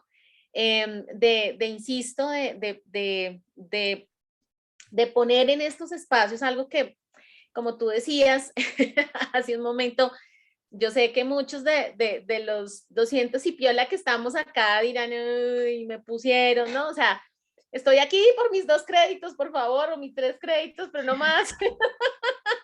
Yo sé que lo dicen por ahí, sí, no, y entonces ahora resulta que la familia, que ponen a pensar en mí, ¿no? O sea, pues sí, yo sé que muy seguramente estamos acá, obviamente nos vamos a ir con nuestros 3 créditos, eso, y nos vamos a ir bien con nuestros 3 créditos, eso no lo dudo, pero creo que poner en este espacio, en este y en muchos, ¿no? El poder encontrarnos de frente, ¿no? Con lo que tú eres, con lo que yo soy, sin pretender que yo transfiera en ti, ¿no? Muchas de las cosas, o quererte, pues, ¿no? Ser tan moderno, pues, que ahora te entiendo en todo, porque pues tampoco, porque también es entender que generacionalmente somos distintos, que vivimos distinto. Entonces, creo que esa es la gran apuesta. Yo creo que podríamos crear toda una cátedra en términos pedagógicos, creo que nos hace mucha falta en la universidad, pero bueno, creo que el mundo va cambiando, la vida se va moviendo, ¿no? Y en este movimiento, pues, muy seguramente nos vamos a a seguir encontrando. Nos dejas unas enseñanzas muy valiosas y quiero cerrar con algo que dijiste, que me parece que nos permite cerrar además todo este espacio, y es que nos decías que deberíamos vivir más en las respuestas que en las preguntas. Y creo que es un mensaje para todos, y es tratar de vivir en las respuestas y que no nos incomode en las preguntas, perdón, en las respuestas, sí. Que no nos incomode preguntarnos, que no nos incomode cuestionarnos a nosotros mismos y cuestionar a los demás de una manera muy cuidadosa y muy amorosa, pero que no nos y que obviamente nos interpele, pero que nos haga encontrarnos en un espacio como el que nos ha permitido esta cátedra. Y de verdad que muchísimas gracias, Jennifer, por todo tu apoyo, por además regalarnos este cierre espectacular y hermoso. Pues yo creo que insisto, nos podríamos quedar acá, ¿no? Hay muchas preguntas alrededor del tema, pero bueno, nos vamos con esas preguntas y ese ya creo que es un avance enorme en este tiempo. De verdad que muchas gracias, y bueno, esperemos que nos podamos volver a encontrar. Muy seguramente así va a ser. Muchísimas gracias, Jennifer. A ti, profa. Yo, dos comentarios. Uno tiene que ver con que han insistido mucho en cómo, ¿qué hago con la meritocracia? ¿Qué hago con estos privilegios? ¿Qué hago? Y yo, el solo hecho de que ustedes puedan interpelarlos y tener acciones justas es un gran avance. La meritocracia es como, yo no me puedo expulsar del capitalismo porque está aquí, me rodea, ¿cierto? Convivo con él. Si bien lucho contra el patriarcado, está ahí. Yo también caigo en prácticas patriarcales, ¿cierto? Pero, ¿qué hago cuando tengo la posibilidad de actuar y no lo hago solo para beneficio mío, sino pienso en los otros? Y creo que ese es el llamamiento a la meritocracia. Listo, ya están en la nacional, bacanísimo, no lo logra todo el mundo. Pero esto, ¿cómo se traduce en no quedarme con un beneficio individual, sino aportar a que se abra una universidad como esa a otras personas, a otras, que sea una experiencia amorosa, de lo más cuidadosa posible? Entonces es actuar. Agradecerte, profa, yo sí creo que mi gratitud, porque estuve muy cerquita, conocerte hoy me encantó, conocer a Nico, a Ana, a Adriana, a Daniela, a Luisa, a Julián. Es mi primera experiencia didactobiográfica con tantas personas, acompañando, digamos que lo había hecho más en trabajos de grado individual, grupal de 4 personas, pero nunca, digamos que era una experiencia más, y creo que hubo mucho de lo que yo llamaría, no, lo voy a llamar así, pero sé que me cuesta, pero es de una responsabilidad que no es solamente afectiva, sino que es ética, que es sensible de escuchar, de no señalar, de intentar que saliera de la mejor forma, mucho compromiso con la cátedra, y eso me alegra. La respuesta que tuvimos, una respuesta también muy genuina, ¿no? Quien no quiso abrir esas puertas, pues también se necesita un tiempito, désenlo, tranqui, tampoco es para allá. Y también una responsabilidad que no puedo dejar.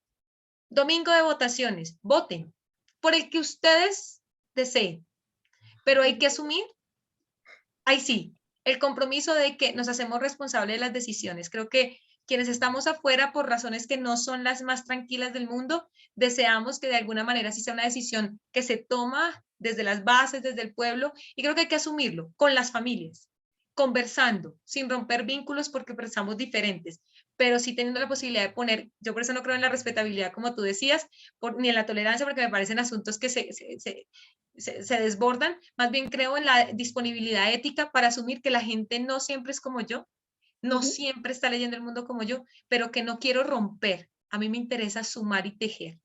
El último recurso es la ruptura. Entonces, mucha amorosidad, que tengan un bonito cierre de día, cuídense mucho. Profa, gracias.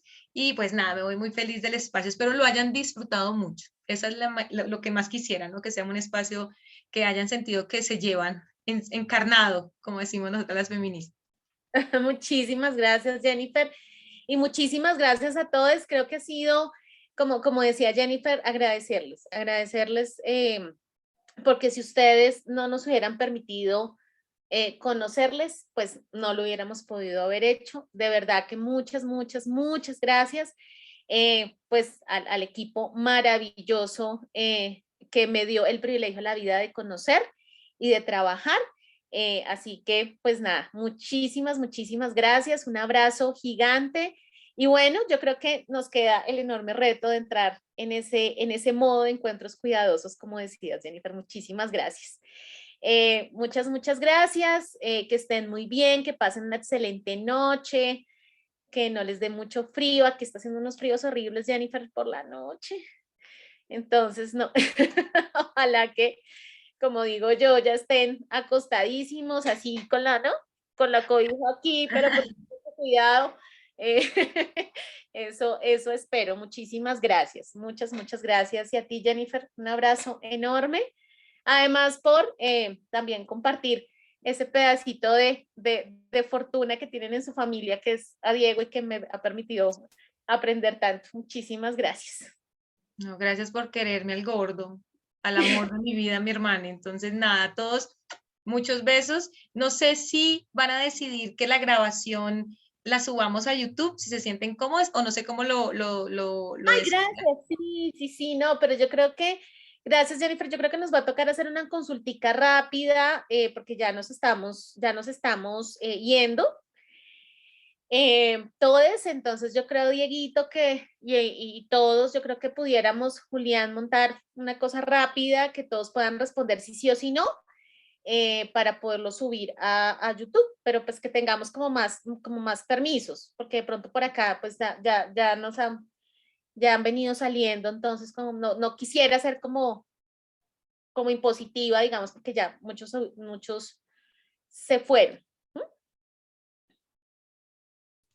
Yo Listo, entonces profe. dejo De la una. autorización para que lo puedan compartir que creo que sería muy lindo también las reacciones de otros que quieran seguir el ejercicio. De acuerdo, sí, además los profes del Centro de Pensamiento no se pudieron conectar por esta cosa, Julián, de eso que yo casi tampoco puedo. Su merced entenderá, ¿no? A veces a una le cuesta. Entonces, pero que también querían saber, entonces, de pronto si lo podemos subir y si todos están de acuerdo, pues lo subimos, pero miremos, Dieguito y Julián, cómo hacemos para que de manera general todos puedan opinar y sobre todo los que se retiraron rápido.